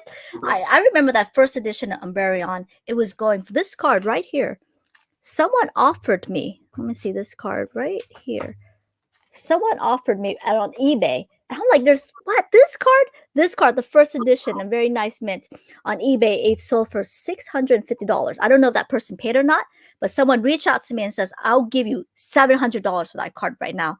I'm like, whoa. And I looked and I'm like, wow. And I realized where this money coming from. Yeah. Oh, that makes sense. Yeah. So, and they have money. They want to invest and they think this is a great opportunity, but they have no really basic understanding of Pokemon, right? And even they said, look at the data, but data lies. To me, it does, right? Just because a card is low pop doesn't mean it should be graded, right? Like black and white holos. Some cards should not be graded, like a Kling Clang. Yeah. I don't know who grades Kling Clang for a personal collection, but is it an investment? Probably not. I've been in the hobby long enough to understand, or at least question, why are we paying these prices? You know, Mhm. so we had the capital, but Mhm. I was in no way going to risk my, my money on Pokemon when I don't even believe that it should cost this much. You know, even if I thought that I could swing and double my money, in 1 month, there was just no way, no way. But that's the thing, is that you have the experience, right? You know it's gonna come. A lot of people, they come in, they don't. They listen to people. They're like, "This is it. This is how you make money. Evolutions." That's the problem, right? And that's what it is. Hey, Lewis. By the way, you guys, Lewis is gonna be on the stream. Massive collector. Massive collector. So it's gonna be in a long stream. I'm pretty excited. Hope you're doing well. The rocket ship by never thought. Hello, Jake. Hello. That's the graph we're trying to reach here. I got 50 cents. I'm 60K in debt. I hope he's joking on that. Knowing Jake, I really hope. I am actually 60K in debt. For real. For real. For real. Law school. So 60 I'm 60K. Yeah, about 60K. I bet you that's a Mason full art. That's amazing. I am. I got 60K in one card. Those are rookie numbers. The rookie numbers. Is it in your will? Oh, it's in my trust. It's not in my will. It's in my trust. So it's in the trust. So the creditors can't get it unless I go crazy in a shopping spree with Pokemon cards. So they probably can, because that's not luxury. That is luxury, and not in this. I bought all the limited 9K and 7K. Ooh, they're bidding $1. Basic. Who's your waifu? Skyla. Skyla. Oh, that's very nice. Very nice. Very nice. Pavoka was my grandson. People are so fragile right now. Oh, with drag fees killed. Oh yeah. Oh yeah. Basic, do you collect cheap cards? Like, do you buy random common and commons if you see something, or is it vintage / chase card? Yeah. So again, today, right? If in the last 3 years I've bought no singles, right? So I don't buy singles, but slabs I've bought. I guess it's not fair to say going back in the day, but like going back to my 3 original slabs, right? I think they were all under $5. I can't fathom how I was able to get them at $5, but okay, there were trainers, the Bills and Professor Oaks and whatnot. But today, yeah, sure. What's been my most? Yeah, I'm not straight going for the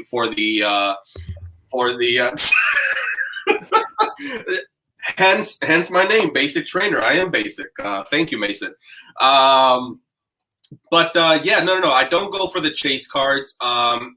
Really, if it's like a common or uncommon, it's got to do something when I see it, right? And as long as I can say, yep, you know what, I'll pay $25 for this common or uncommon because I like the art, or I like the reverse pattern, or I like the Pokemon itself, and I'm starting off a little separate collection of that one Pokemon. Yeah, I don't mind getting common or uncommons. Sometimes even promos. Promos are under $30, $40 sometimes, depending. Some of them are still overlooked. So yeah, but again, it's a little hard to do when it's slabs because I'm not buying singles. That's just not my game. I don't buy singles. Gotcha. I know you. If you want to touch base on it, if you can, we can move forward. But I'm pretty sure this is where the question is leading. Still trying to figure out how that dude has 16,000 followers. If you want to touch base on it, let me know. He's talking about the card economist. If you don't, we can move forward. Because we talked about behind back, and you said you want something that you want to share. If you change your mind, we move forward. No, it was just because you mentioned them before we started. Yeah. And I just have, again, right, Jake is probably the guy to talk to about this, but I know he has an opinion about him as well. Mm-hmm. Essentially, and this is going to go deep, again, my own personal opinion, right? I did some digging, right? Because I'm not just going to take PokeGal's, judgment, on the guy or Jake or anyone. Really, I was introduced to him through you guys. I saw him once or twice, but the name never clicked. And actually, I never really dissected his content or his gimmick enough. He never really attracted me either. So that's why I never subscribed to him. So finally, because I'm hearing all the noise in your chat, I said, all right, let me go check them out because, you know, I've even mentioned, I said, I'm so against cancel culture, regardless of who you are. Regardless of who you are. This is outside of Pokemon. This is more or less philosophy, right? My philosophy is that every human being in this world has the right to be whoever they want to be, whether that's negative or positive. I have no right to tell you how you should live your life, right? Negative or positive. And society would actually have the bigger play with that, right? So my point is, I went to his channel. I saw a few live streams. I saw a few of the older content, and I jumped on one of his live streams. And I'm chatting with the folks, and I'm just trying to gauge, right? I'm trying to gauge who this guy is. I'm trying to gauge who the followers are, right? His audience. And the one thing I've noticed, you know, when you're on his channel, when I'm on PokeGal's channel, when I'm on Jake's channel, when I'm on Boo's channel, right? Everyone has their own specific following, right? The very small percentage, I mean small percentage, cross over to the other people's, you know, channels. I don't see Carconomist, you know, followers on PokeGals. I definitely don't see them on Jake's. I don't see, you know, Jake's on PokeGals. I mean, again, you have the small percentage, but a lot of the people, you know, you don't see on each other's. If you go to Boo's, Caribou has a whole different following. If you go to PokeRev, Leonhardt. Anyway, my point is, there's someone there's a YouTuber for your liking, right? There's a YouTuber for everyone. And what I'm saying is, I would never subscribe to Carconomist. I get it. I get the gimmick. I get everyone's negative opinion about it. But what I say is, it's not like that, and I hate to judge, but it's not like his following is a very specific following, right? There's a lot of innuendos happening in these live chats, right? Including the content creator. That already tells you what kind of creator and what kind of following he has. You would never find these kind of innuendos, right, in PokeGal streams, in Jake streams, right? Maybe Mason will say something, you know, crazy out there, but that's as far as we go, right? Mason is the only one that's allowed to do that. But overall, my point is, right? Let me narrow this down because I'm going on a tangent. The famous PokeGal tangents. Overall, I'm okay. I encourage it. Go ahead. I'm okay with Carconomist from this standpoint. He has his own following. His own following does not cross over to what I would say the good side, and that's okay because I cannot tell other people how to live their daily lives. To me, it's a very bad thing to do, to tell you, PokeGal, you're doing it wrong.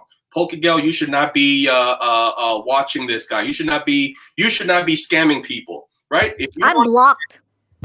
So what I'm saying is, if there's a thousand people in the Pokemon hobby, right? And here's this new Pokemon content creator. Let's go see him. If this guy's a scammer, I wholeheartedly believe that 90% of those 1,000 people would leave. 900 would leave. Out of those 100, 90% really belong to that guy, right? Really belong to that scam artist. And maybe 10% are the ones that are on the fence, and maybe we should be helping out, right? We should be pointing out the things like, hey, guy, you know, don't spend your money over here. Look at what he's doing. Maybe look elsewhere. But those other 90% of his following, they're just stuck there. They like this guy. They like the scam artist. That's who they are themselves. Let them be. Let them live. That's I don't know if that all made sense or not, but that's how my mind works. That's good. We're gonna move on from there. We are definitely gonna move on. You know, I've said my words. I've said it. I am blocked from that channel, and I will promise you. Oh, I got kicked out. I will tell you this. I will tell you this. There's something called the trickling effect. Okay, you know, I've always made this joke. A rock can make a ripple, right? Okay. When somebody like that hurts the community, it hurts us all. By the time they find someone that's good, that knows what they're doing, the money's gone. They leave the hobby, right? Yeah. So, anyways, let's just move on. So, what is claim sell? So basically, do you know what claim sell is at all? I don't At all? Have think I you? do, Oh, okay. Oh, I will show you what claim sales are. I love claim sales. I actually did a couple of claims today, so I will show you guys this. But if you guys go to my Facebook, and I'll show you. Okay. So this is my Facebook, and I love Pokemon. I joined a lot of Pokemon group. There's Safari Zone, and there is. Let me see what I can do. Pokemon World. Okay, so. Oh, look, there's pack openings right now. That's where I go. I just shop. Look at this Target store. Someone is saying, oh, look, carts are back. So let me see where claim sell is. There's got to be a claim. Anyone? See, this is where a lot of people buy stuff. Right here, claim. Okay, so this is a claim sell. So the first person, actually the seller, they post a picture of their card, right? So this is $1. If the first person that writes claim, I'm not going to write it because I do not want this card, types it in, it's all yours. So basically it's first come, first serve. So it's not like an auction house. It's basically, this is the item, whoever wants it first gets it. Does it make sense? Again, showing us a brave history. I know, I was trying to see what the guy's doing. So double check, because someone was saying that there was this guy that was a scammer, and I was like looking at the hearse. So I was double checking to see what's going on. But so yeah, I am. That website's coming still, but I do the legal paperwork. I do it for myself. I want to make sure my IP is protected, and it's taking forever before I even released it. But the domain is mine. I'm going to trademark that. So I'm pretty excited. On my way. I'm going to try to trademark that in, because with trademarking law is weird, okay? You just can't trademark. There's certain countries as well, right? So it's taken a long time to do that. So I'm pretty excited. And oh no. That's why you're only $1 for my collection. $1 for my collection. So anyways, so are you excited about what's going on with Pokemon right now, or do you feel a little bit burnt out? That's a two-sided question, and it's almost piggybacking off the last 5 minutes of conversation that I just had. So, and my overall, it's again, right? How are we enjoying the hobby? Well, one, if you're able to collect, if you're able to buy, but also I think a lot of us, we're watching the content, right? We're watching YouTube. Believe me when I say that pretty much if I'm watching TV, it is in the form of YouTube, and it is in the form of Pokemon content, right? Really, that's the only thing that I'm doing from that standpoint. And I do enjoy it 100%. Like I said, I really enjoy yours. It's really fun. Thank you. When you're doing your breaks, right, or you're selling, you're selling packs. Yeah. Comparing it to PokeRev is boring to me. That is just. Oh, thank you. That is just very boring. You at least keep it entertaining. You're talking. Oh, I talk a lot. A lot. It's off topic. And that's awesome, right? To me, that's amazing. That's what it's all about. When you can talk, when you can mix Pokemon and your real life, right? That's awesome.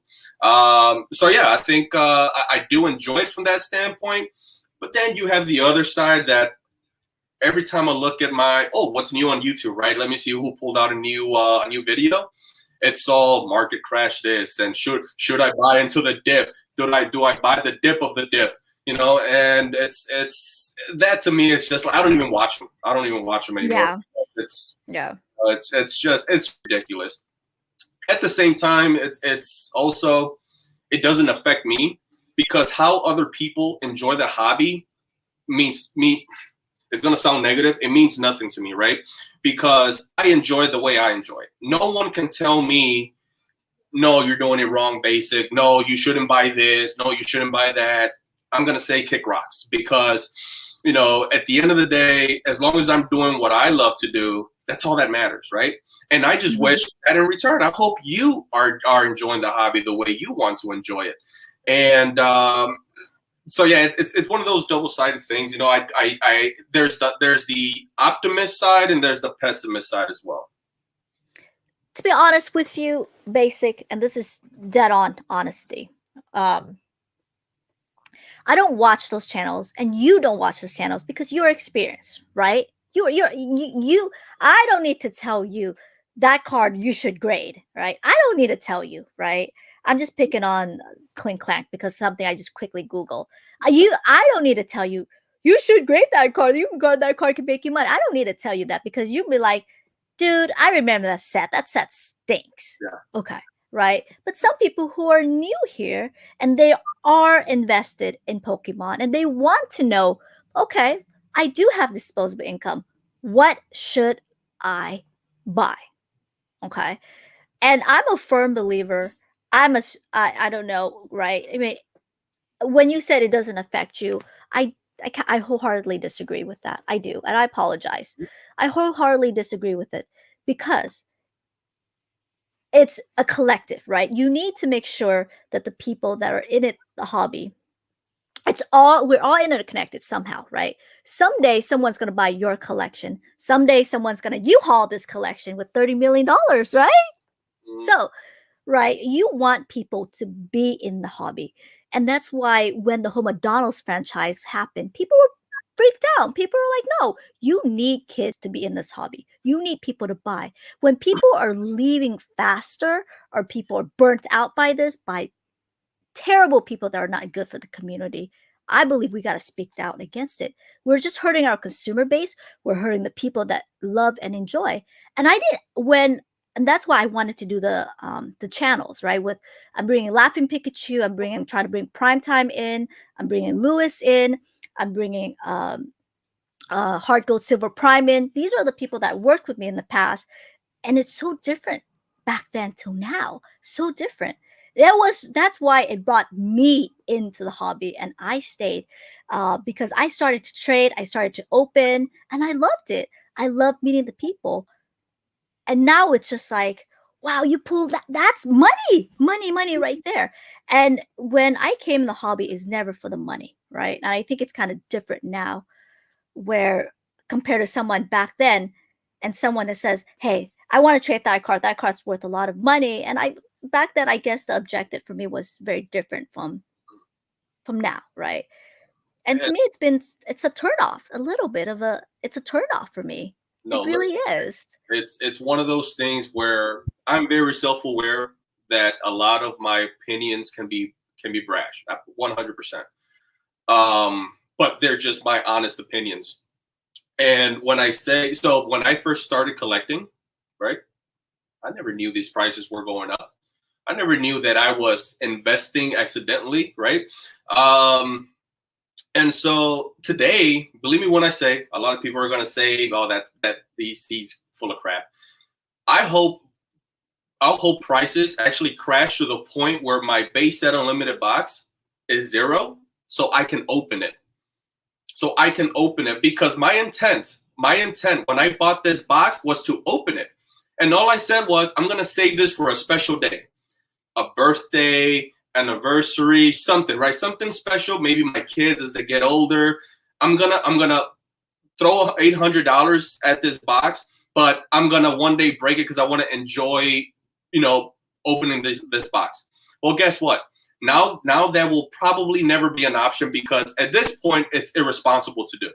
It's irresponsible to just break Absolutely. That. Right. So what I'm getting at is, if I'm never gonna sell, and one day Pokemon really truly, crashes and it goes down to 0, then great. I get to open everything. I get to open all of this. I get to, I want to open all of it, but I can't because it's irresponsible for me to do so because I have a family. So even from that standpoint, I'm disliking the hobby. Okay. You're hearing it from Basic Trainer. I dislike the hobby from that standpoint, that now I can't open the boxes that I intended to open one day. So now now the hobby as a whole has taken that from me, right? I can no longer open these boxes, and that was the full intent. But I can't do it today because it's irresponsible. Rip it. Look at what the comment is doing. They were guys, this is not the card economist here, you guys. You guys are in the wrong audience, okay?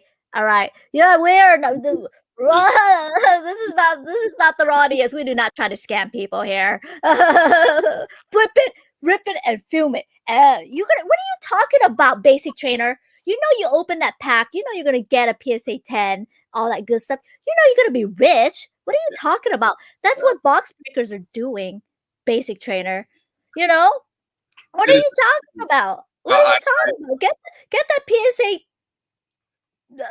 What? Let me see that box again. Let me see that box again. This was you had 2 boxes. This was ripped it. Get it. Get that. This was the very first box. Get that Charizard. You're right. Get it. PSA 10. Right?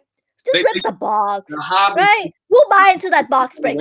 How much you want to sell it? How much you want to sell? We will all. Jake, Mike, Alex, Island, Poke Knowledge. Mason's buying me a pack. Okay, he didn't say it, but I read his mind. I'm okay. How much are you gonna sell? I sell it. 1,000. 1,000. 36,000. We're all gonna get PSA 10. What more do you want? One more. Oh my goodness. I got this offer. Hold on. Okay, hold on. You think about this. We'll all pitch in.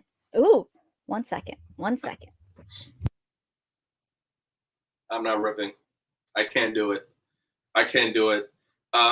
This past 3 minutes have brought out a very sad truth with me within the hobby, is that the hobby has taken away the joy of me one day being able to open up this product with my daughters. I would have to be a millionaire today in order to be able to say, let's rip it, daughters. Let's go open up the product that I enjoyed back when I was a kid. And the hobby has taken that away from me. And the only way that I can get joy from it is if I sell it. What do I do with the money? You know, obviously there's a lot of good things that we could do with that money, right? Responsible things, first of all. But the intent was to open it.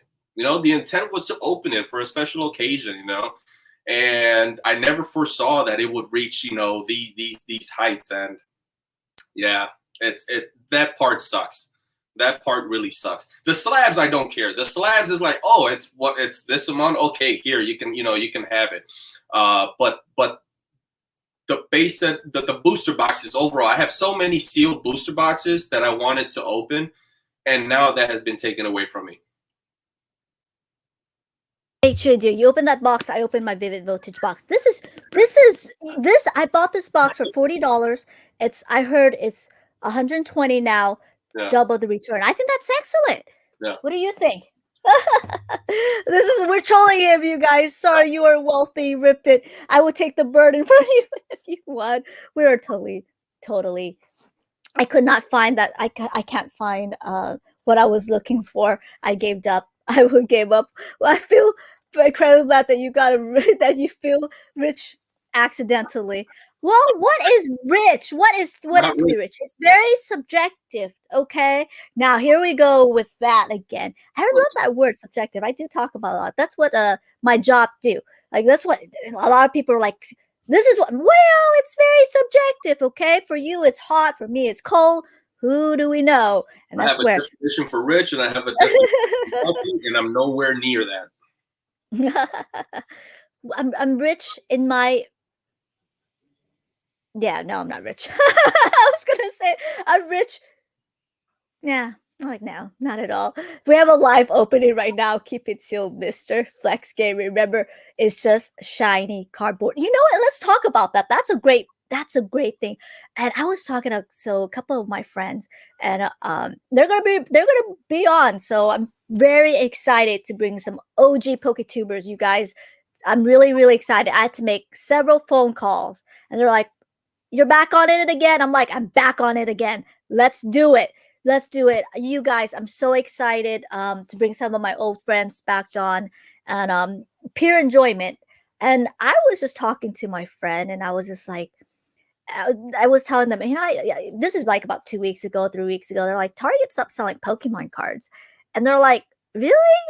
Like, I'm like, yeah, really. It's like In the end of the day, my friend was like, in the end of the day, it's just cardboard. It's a children's card game. And I'm like, yeah, this is what's happening right now. What This is what happened in Sweden. What happens when this shiny cardboard actually represents a time in where things were just so amazing for you and you were a child and things were just so beautiful and nothing could go wrong, and now I'm an adult and I have a mortgage and a family to take care of and the concerns and worries that comes with that, and well, okay, yeah, just sell the collection and that'll take care of your concerns and worries. It is far from a financial concern. I learned this from SM Pratt, probably my biggest, which I've been doing already before SM Pratt, but sometimes when people say it or phrase it a certain way, it sticks. SM Pratt says, put yourself in a position so that you never have to sell. That's why he doesn't get rid of his, illustrator. Exactly. Same here. Because that card means a lot more to him than what the monetary value will bring back. But if you put yourself in a position financially to never have to sell, to never make that an option, then I'm going to do that. I'm going to, we're both me and my wife, we're very financial responsible people. You mentioned Dave Ramsey, folks. If you have not listened to Dave Ramsey, do it daily. Yeah. Rice and beans, ladies and gentlemen, rice and beans. Oh, I absolutely. Absolutely. I was telling everybody here that I lived practically rent-free, and I learned it from the best person ever, my mother. I love that woman. Best negotiator ever. That woman, I don't know how she does it. I've seen it, you guys. I have seen it. When she bought her Toyota Camry, it was like 40,000. That woman talked it down to like, I have no idea. I was like, how did you even get that price? That's impressive. She's like, I just kept on talking. I'm like, okay. But and I wanted to talk to you about this real quick, about your personal opinion, because I am feeling the upcharge blues. And I will admit this to you guys on stream. I will admit this to you guys. I had a FOMO problem back then. And I started to send in a bunch of cards to PSA, and my local card shop says, send it in, we can cover the tab. You just put up some of the cards here. So we have inventory, we sell it, I get 20%. And I said, done. And then I started to realize I should have purchased a darn house. I should have purchased a darn house with it. At the end of the card, and I thought about it. I'm like, what is my end goal? My end goal is not to sell, right? Because I love this card. I am so attached to this card. I realized I just made a stupid move. I hate to say I'm a dumbass, like, for doing it. And I could have graded them back then. And the good thing is that because I have so much, like this binder, I need to grade it all. These are like minty first edition. I need to grade them all. And I'm waiting for it to be upcharged. Like, give back my cards. Give back my cards. I should have had more passive income. And I love the cardboard. I love it here. I love all of these collection, but I felt like I did make a mistake doing that. Even though I did it in increments, don't get me wrong. That's how he recommended it. And I was talking to Kat about it. Kat was like, the cat's meow. Kat was like, well, because my end goal is to sell. Yours is not, right? I'm like, crap. And then she's like, anyways, so we had a talk yesterday. Me and her were talking, and we were sitting about like cards to grade here and there. And I just started to hit me a little bit. It hit me a little bit more because a couple of my friends are finally selling their homes, and they're like, hey, you want to do the paperwork for us? Are you interested in buying the house? And I'm like, oh, really? Now it's opening back up. Now I have a chance to buy property. And I realized that's a stupid move of me. So we will see. I'll bite the bullet. Right. It's one of those things. Hindsight is 2020. So it's once again, I would admit, hey, I could have sold at the peak, and I could have bought everything back today. I could have bought everything back today and have everything have a profit. Who knew what was actually going to happen, though? Right? Nobody could have guaranteed it. Nobody knew what was going on. Even me, I just thought, is it going to keep going up? Is it going to go down? it wasn't until later on, when obviously, the Logan Paul effect and, and it wasn't just Logan Paul, but, I definitely don't blame Logan Paul for any of this. But it's one of those things where you just thought, where's the end? Where's the end? That you didn't see it until it just slapped you in the face. And then boom, here it goes. You're already on a downhill. So yeah. We'll take the burden from Well, the thing is that I kind of always knew it was going to go up because I've always noticed seal prices increased. It's very steadily. I just didn't know it was going to rapidly.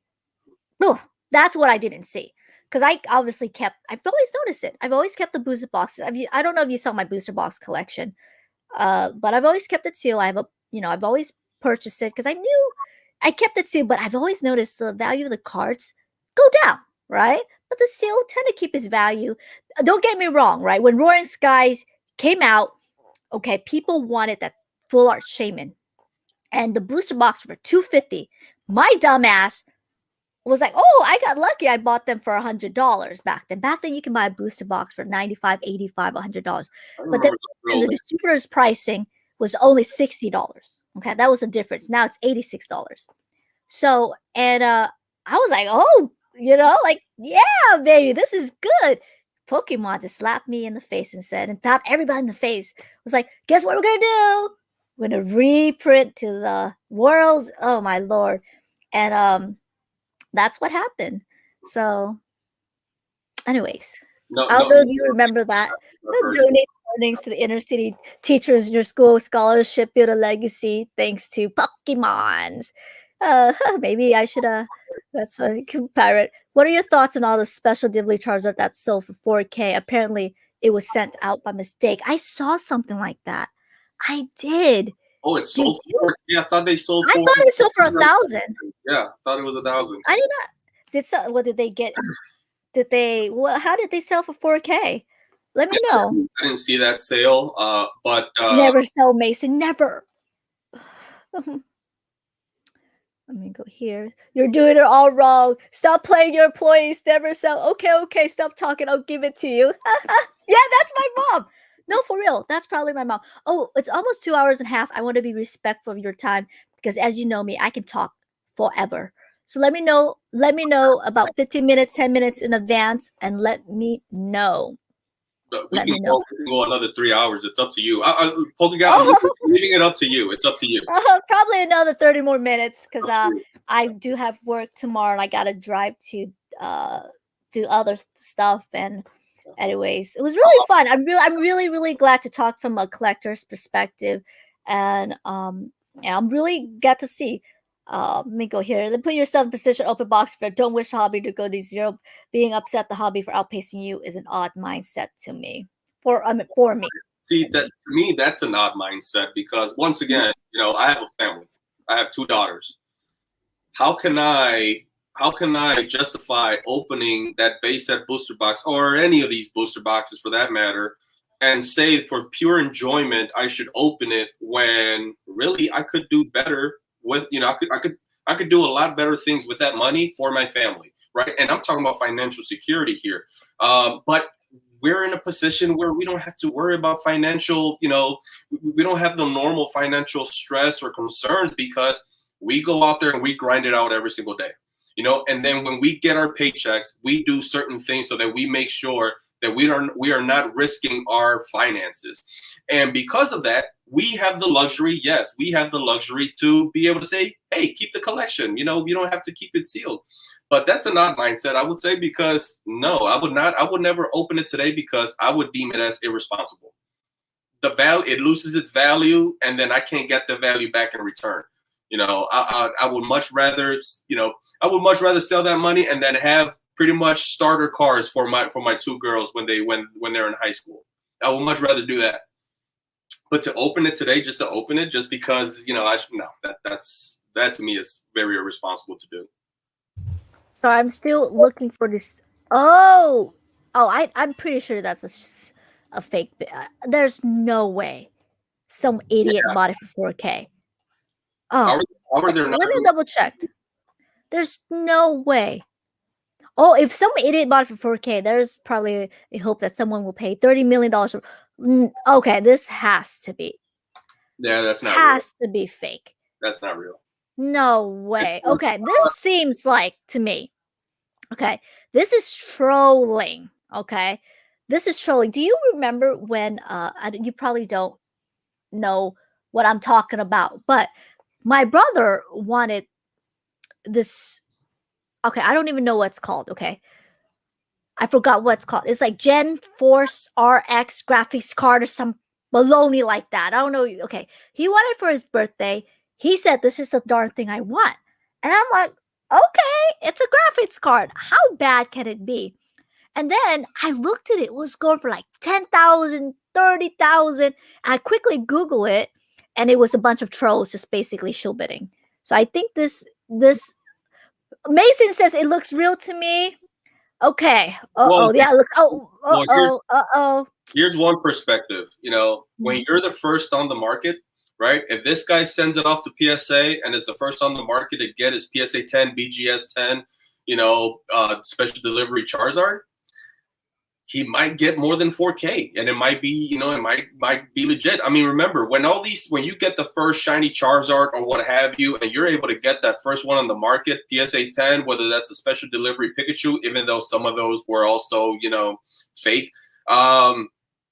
It's a strategy that I think often works, but you shouldn't do it. It works for the seller, but for the buyer, it makes no sense. It makes no sense from the buyer standpoint because there's going to be more. There's going to be more to come. It's fake. It's got to be fake. Look at this too. It's got to be fake. I apologize. I didn't mean to cut you off. Has to be fake. It's like telling, hey, can you bid on this? It sounds like a friend. I'm sorry. I don't believe this. I like to get it confirmed. I'm sorry. I just do not. I would pay $200 today for a raw card. That's the most. And that's like probably overpaying by $150. There's going to be a ton more. I'm just going to wait for the graded card. I'm going to wait for the graded card, and I'm going to wait about 6 months. Oh shoot! I closed the darn thing. Sorry, I was looking at. I closed the darn thing. Oh, let me go back to it. Sorry, I do not believe in this.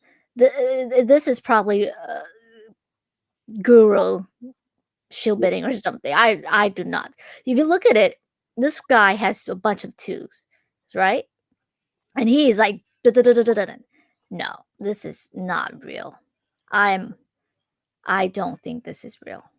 Yeah, I think you're right. Well, I don't think that's real. So, who would pay for a cat for that? Someone is getting a Bob Deep Pocket diamond hand. Sounds like, I think TBJ. Who's TBJ? Talk about this one. Jake. Who? Twice Baked Jake. Twice Baked Jake. Jake Twice Baked Jake. Yeah. He's often talking about investing and what items. Okay, the one that bought a house. Yep. Okay, I apologize. I don't watch a lot of Pokemon. By the way, I'm gonna say it right here. I coined the TBJ because whenever I would jump on people's streams, I would say TBJ because Twice Baked Jake was way too long. As soon as he came on the scene, I said TBJ. Let's just call him TBJ. How about PG for PokeGal? How about that? PG-13. Oh, that's George. PG. PG-13. Pathetic girl. Oh, that's terrible. I just basically made fun of myself. Oh, I'm really good at that stuff. When I was like, ooh, PG. Ooh, popular girl. How about that? Okay, there you go. PG-13. Dude, he was.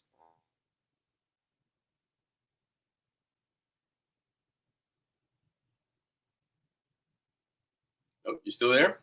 Oh, I still there. See, I talk. That's the aliens. We have aliens around here. They disappeared. I mean, that's a joke.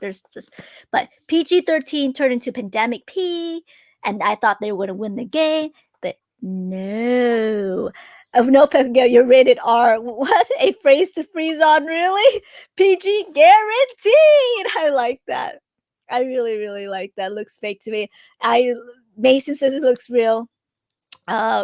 The one that sold. Okay. So what did the community take from you then? I guess that's where I'm confused. Do you want to answer this? I'm a little bit confused. I totally went off So the radar.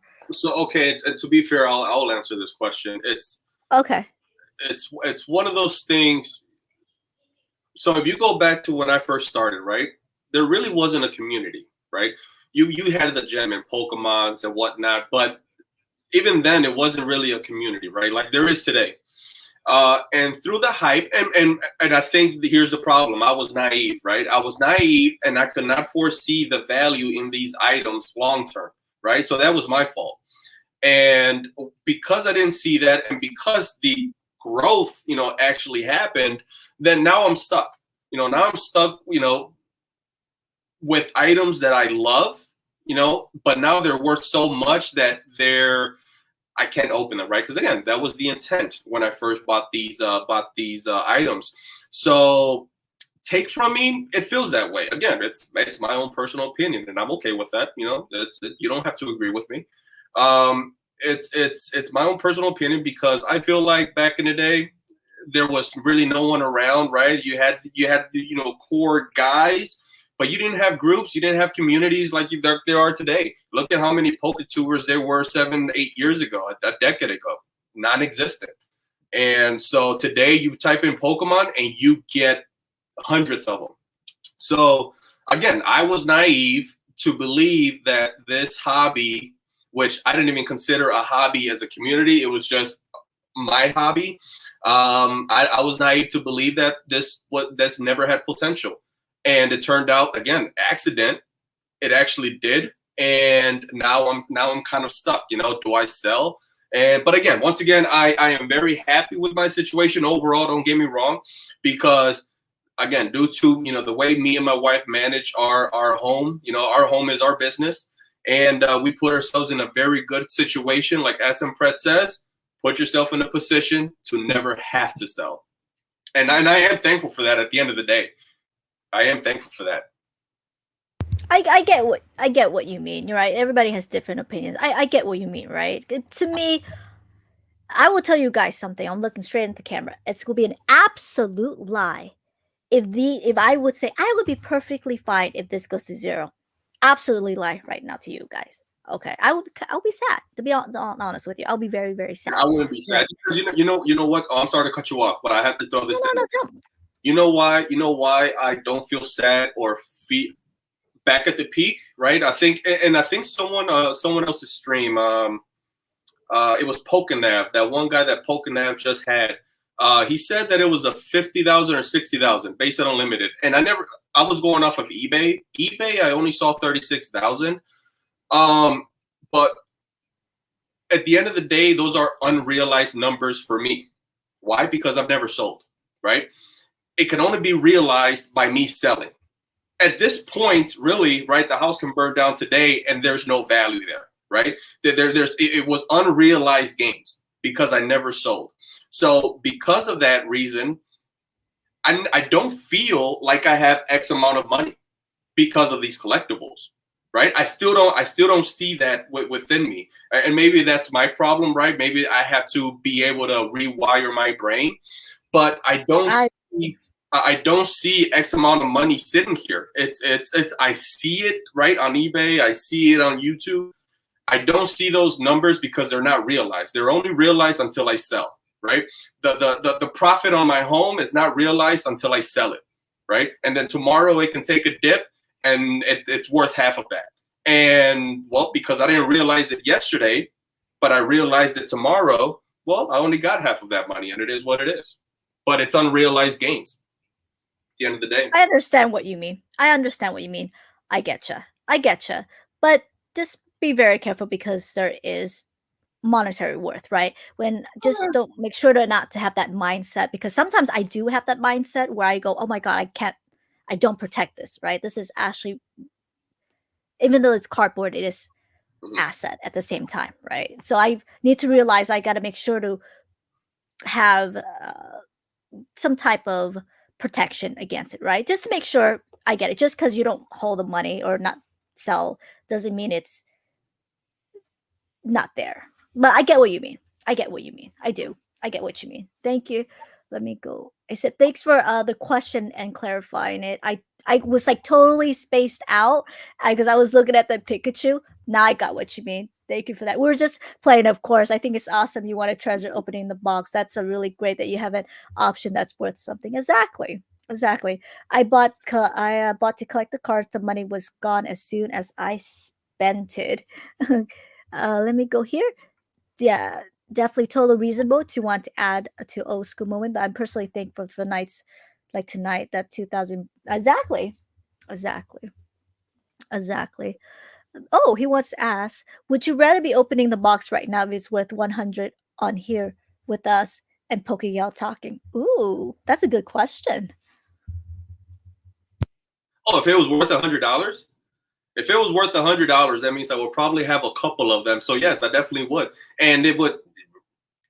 It's a psychological thing, right? It's now. If it was $100, 100%. Now all of a sudden, it's, for a lack of a better word, it's trash now, right? It's $100. Let's go ahead and open it because the value is not there. At today's value, obviously, it would just be irresponsible. Like a lot of people, it's smart to do when Pokemon, content creators are able to do the box breaks and be able to sell the packs for whatever the price may be, or however outrageous or fair the price may be. But at least they're able to experience opening a box, and that's one way to do it, right? But then once they've broken that box, they have the money and the box is gone. Could they get it back? Sure, probably. And just keep doing it all over again. I mean, a lot of breakers have done that over and over again and are still doing it. But yeah, I'm no content creator, right? No one's following me. If I had that option and I was able to find a sure way to do that, I would do that today. Even though it's whatever, half the price or whatever, or whatever it's dropped from last fall. I would definitely, if there was a sure way, I would definitely find a way to be able to break that box, sell it, but only if it ensures me that I could get one back in return, just so that I can have that experience of opening it. Yeah, and just to let you know how they do it, because I know the people in the community, like I know Ryan Rush, and I know the people that sell it to them. I know all this, and you can look it up publicly as well. That's what they do, okay?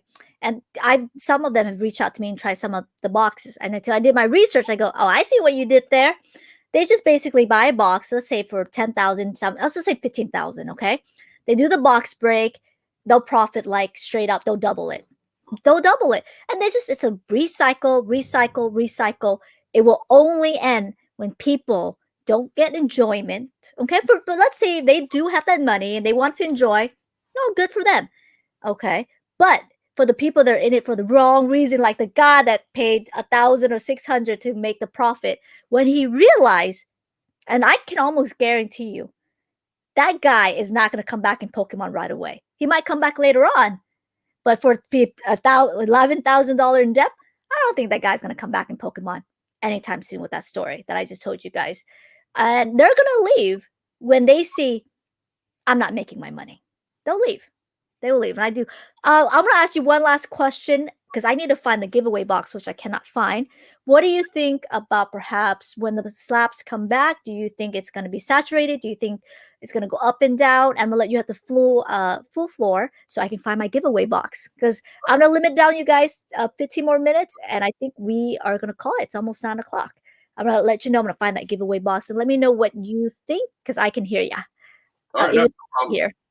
So Junk Slab era, right? I think I've been vocal, about this. So right, let's simplify it. I don't know how much time I have, but I feel like I'm gonna have a little bit of time. If there's a million slabs out there that are gonna come back, right? My impression is that there's 75-80% of it is gonna be modern, right?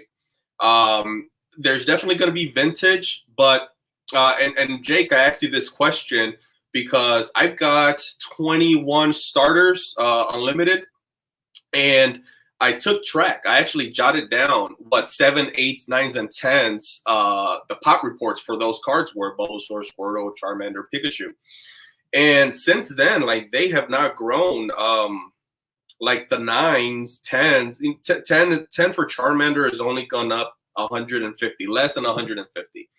based on the conversations that we were all having, right? That oh, everyone's gonna send their Charmanders over. Everyone's got 50 of them under their bed, and you know, all these box breaks, and they're.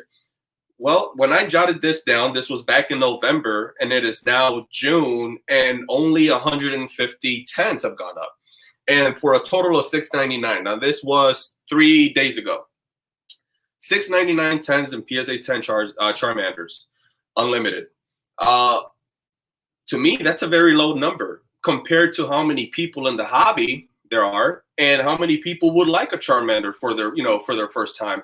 And today, a Charmander is very affordable compared to, you know, other crazy cards out there.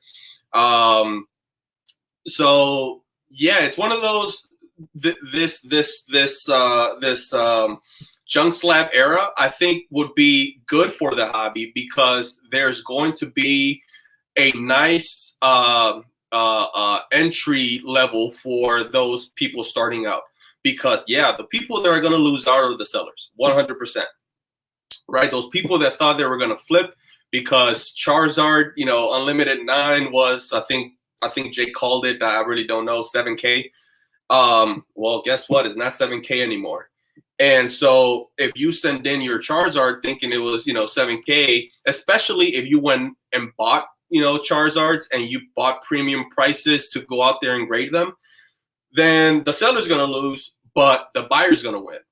And what I'm hoping for is that there are a lot of buyers who have been frustrated for some time now, and those guys are going to be right there to snatch those up. And it's going to be at a nice, you know, entry point. It's going to be affordable. Those prices should make more sense.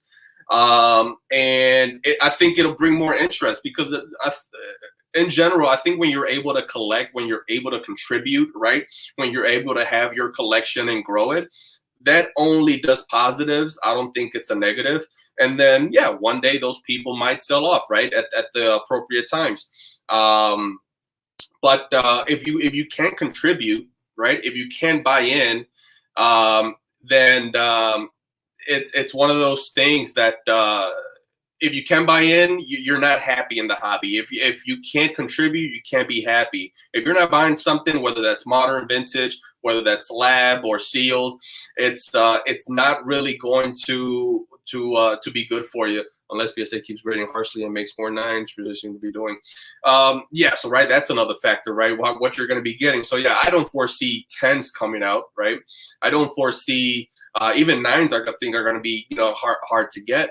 But yeah, my overall feeling of the slab era, the majority of them are going to be modern. The seller's the one that's going to get hurt. But I think the people that are going to gain are the newer people in the hobby that are going to be able to get affordable slabs. Regardless of what it is, it's going to be affordable, and they're going to buy it, and they're going to eat it up. And that's all of us. I think at every level, people are going to be buying. And even psychology, right, says, oh, they were up this high, so I'm going to buy it when it's down here. It makes sense to me, so let me buy it now when it's low. Yeah, I'm really not negative on the junk slab era. I think it could only be a positive because there's going to be a lot of people being able to get those affordably. Assuming they want them. Assuming they want them, right? Assuming they want them, and that's another factor, but... assuming they want them, do you think it can perhaps even out sometimes? I don't know. This is stupid. Okay, I'm asking another speculative question. Maybe I should not ask it. Do you think perhaps people are leaving, and then there's people that are coming in? Do you think will just even out? And do you think the slabs will? Maybe I just stick with my question. Well, you first asked, you know, if they even want them. Well, let me ask you this. Right? Say, you know, Timmy sent out his, you know, 50, you know, evolution, you know, Charizards. Regardless of the grade, when they come back and he puts them out there on eBay, all 50 of them at the same time, 1 second after the other. Do you think they will all sell, or do you think or some won't sell? Do you think they won't all sell on auction? And this is auction. What slab are we talking about? This is a evolution Charizard. And you know what? Do you think if a bunch of people that sent out their slabs, put it on there, do you think they'll all sell? I think the lowest will sell. Absolutely. I think the lowest will sell. And I think that exactly what you said, the seller's going to lose their money. But we're taking that risk, right? Are they going to come back in? Are they still going to collect? Are they going to be like, okay, that's it, we're done? So perhaps us as a community, are we winning at the end? No. Right? When perhaps this is not the best way. No. So you never know, right? I do, of course, I do believe they're going to sell. But at the same time, there's other people, and I assume you used the word Timmy. So you basically new collectors, they come in, right? They have so much to lose, depending how they get the card. If they're new, they're probably opening packs or paying a crazy amount for evolution, right? Yeah, I think so. Compared to me, if I grade an Evolution 9 Charizard, I got that darn thing at Goodwill. Like Goodwill, like it's just very, very low entry point. I get that graded. I can basically undercut them if I do want to sell. So it really depends. No, I don't know. My point is, Mhm. even if you have comments, comments, right? PSA 9 cents, right? Let's give them the best Mhm. rates, 9 and 10s, and they're going on eBay, they're going to sell. If you put them on auction for 99 cents, they're going to sell, obviously, right? Now, maybe it won't be at the price that you wanted to sell it for, but they're going to go. They're going to go, and those comment on comments are going to go for those younger crowds that maybe do not have the capital, right, to spend big. But by having that comment on comment card, it's going to feel like, boom, here's my collection. Here's what I got, right? And they didn't blow their pockets to do it either. Yeah, I think it's going to sell, but I think probably what we're worried about it. Well, what I'm worried about is, okay, regardless of sell, so does the seller goes with them as well? Like, bye, see ya, not the hobby anymore. And I think that's what impacted a little bit in 2016, where Evolution, when they came out, everyone rushed in. They wanted it. They got burnt out fast for Evolutions. That's what, at least what I think. Within the 8 months, they were done. I honestly don't know. I don't know. I was gonna say, I don't ever remember it. You know, people wanted the Evolution Zard. Oh, they did at the 6 months. Oh, they did, and then after like maybe 8 months, or like no more, no more, and then all of a sudden it made a comeback. Because I remember I was hunting for that Zard because I wanted it because you want to see the line of the reprints of that card, and this is at the beginning when they first started coming back, and I was. I got it for between $25 and $35, somewhere in there.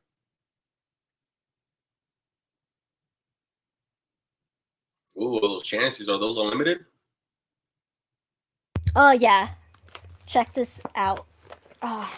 You guys probably seen this before, but I got a bunch of these Charizard at Shop Goodwill, and some of the evolutions, people were giving the Charizard away. They were going for $8. $8. I had a guy that was like, "Do you want to buy my book for like $5?" I'm like, or 5 or 8 something bucks. I forgot. I'm like, no, like I do not want them. Get me out of that. Oh, sorry, wrong page. Is this one? That one right there.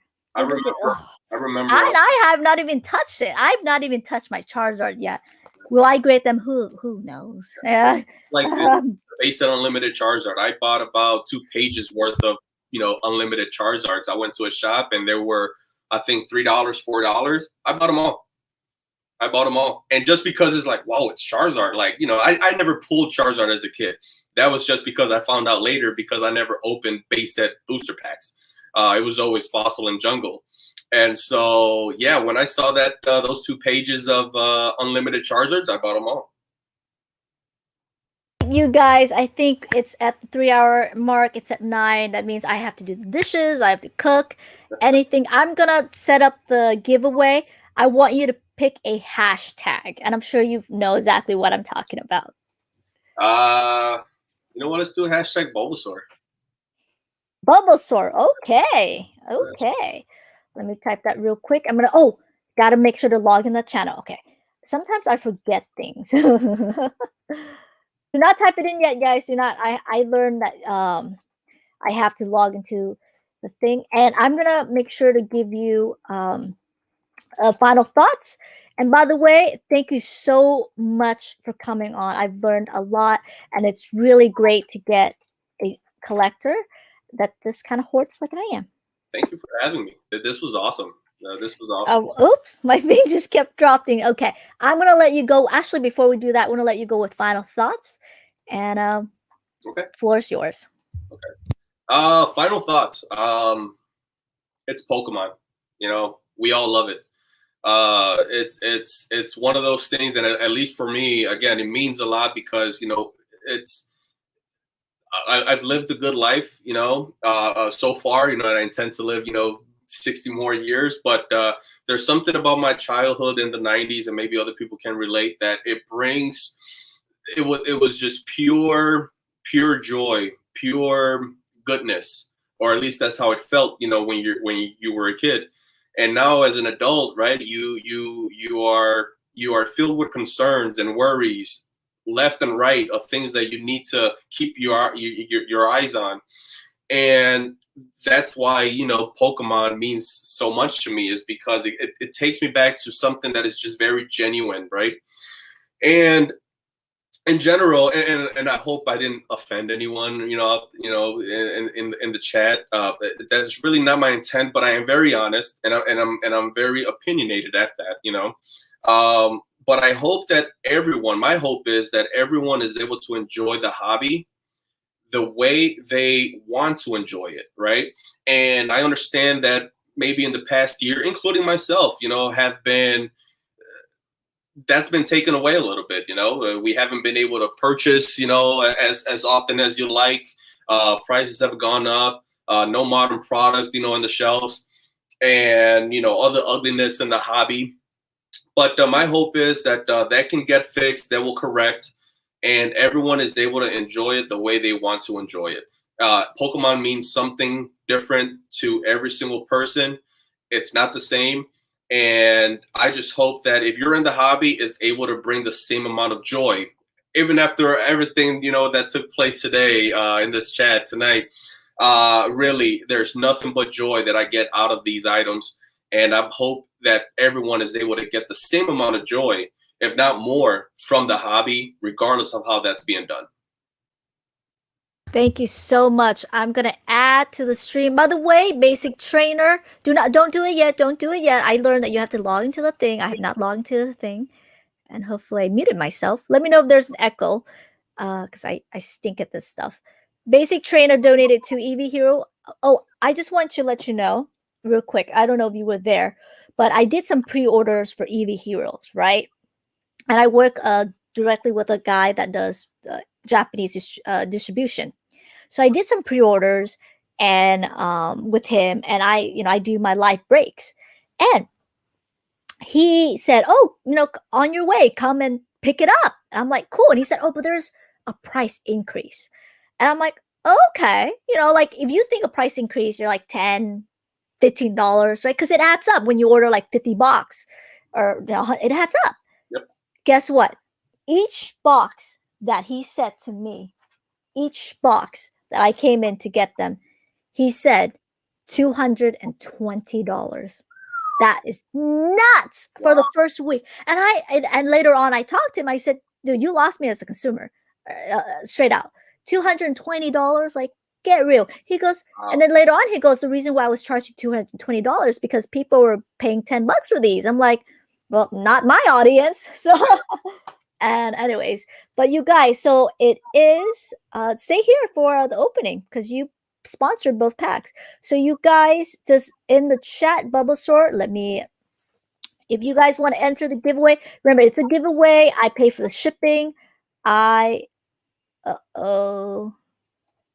me go here. I pay for the shipping, you guys, so it's a giveaway. And you guys get whatever this is, but you have to message me on Facebook right away with your address and your is Trevor here? He never messaged me, so I want to make sure Trevor is here. Just hashtag. I'm positive I spell Bulbasaur correctly. Sometimes I am really slow on spelling. Okay, you guys, it's hashtag Bulbasaur. Yes, I did. I think I did. Oh no, did I spell it correct? I did. Okay, type in the comments, you guys. Hashtag Bulbasaur. Uh-oh.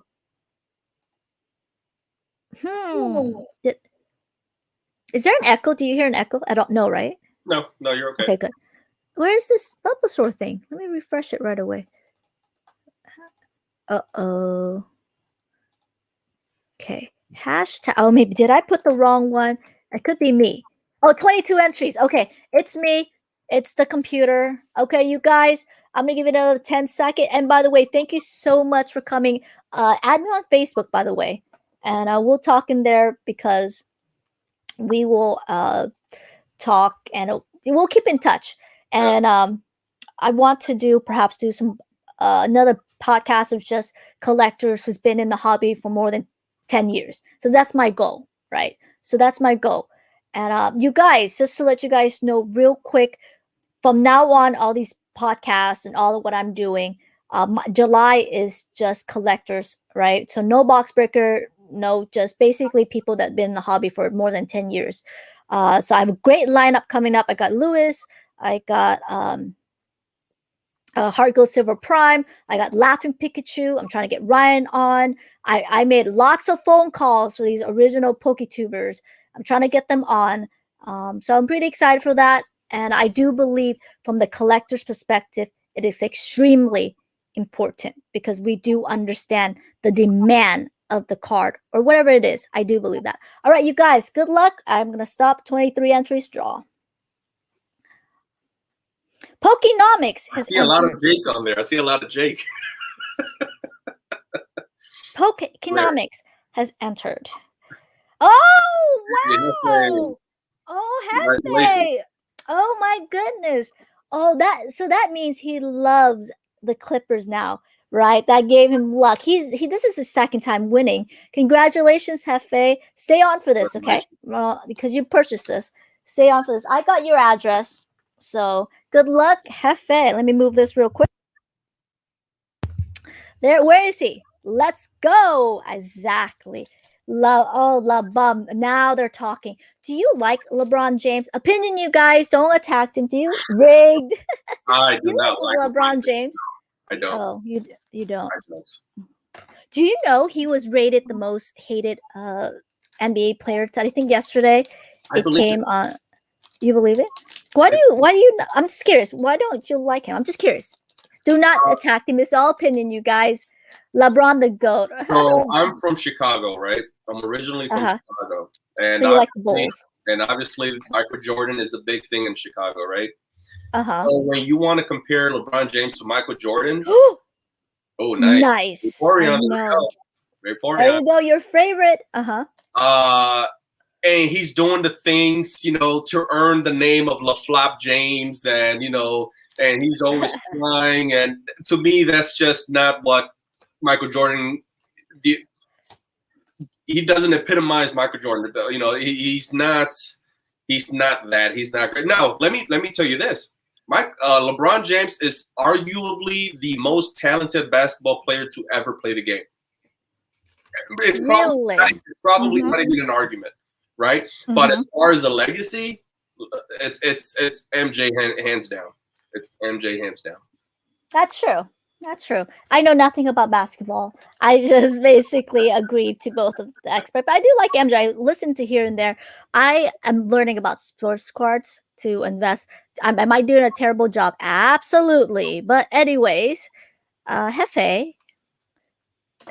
Okay. And before you go. Just to piss off Hefe just a little bit more. I got this. Who's going to win tomorrow? Jazz or the Clippers? Clippers. I do have the Clippers going to the finals. Oh, did you hear that? Oh, my goodness gracious. I think I'm going to give like a booster box or something. Oh my Lord. I am a straight up Clippers fan. I don't ask for much. I really don't. All I ask is just the finals. I don't even ask for much. It sucks being a Clippers fan. Did you know that I get trolled all the time. They go, "Why do you torture yourself?" It sucks. It just sucks. But I think the Clipper gang. Yeah. All right. I'm a Cubs fan, so I know how that felt before 2016. So for sure. All right, you guys. Last but not least, thank you so much. And we get Matt coming up, and he's been a long time 90s collector. And I'm gonna try to switch. I'm gonna put in the rest. Expect for OG PokeTubers to be on the stream. I'm really excited to get more of the collector's perspective rather than someone just said, "I've been on this hobby for 5 years, collect this and this." Don't like that. Right. We want to try it. All right, you guys. And one last thing before I go. The Clippers will win tomorrow. Guaranteed. Guaranteed. Say it with me. Say it with me. Guaranteed. This is not a guaranteeing channel. You can't guarantee on the. Oh, come on. Come on. I guarantee it. They're going to win tomorrow. Guaranteed. People are going to take that guarantee and they're going to place bets and then they're going to. Thank you, Fern. Thank you for bringing that up. Thank you. Hey, I've been really lucky. I guaranteed 3 games. They all win. So my mouth is either lucky or something's happening in there in the Pokemon world. You did guaranteed, you guys. Yeah, you did say exactly. I'm pretty lucky, you guys. Guaranteed. If not, troll the hell out of me because I deserve a slap of reality. All right, you guys. Bye. Take care. Bye. Bye, everyone. Stay on. Stay on. Stay on. Bye.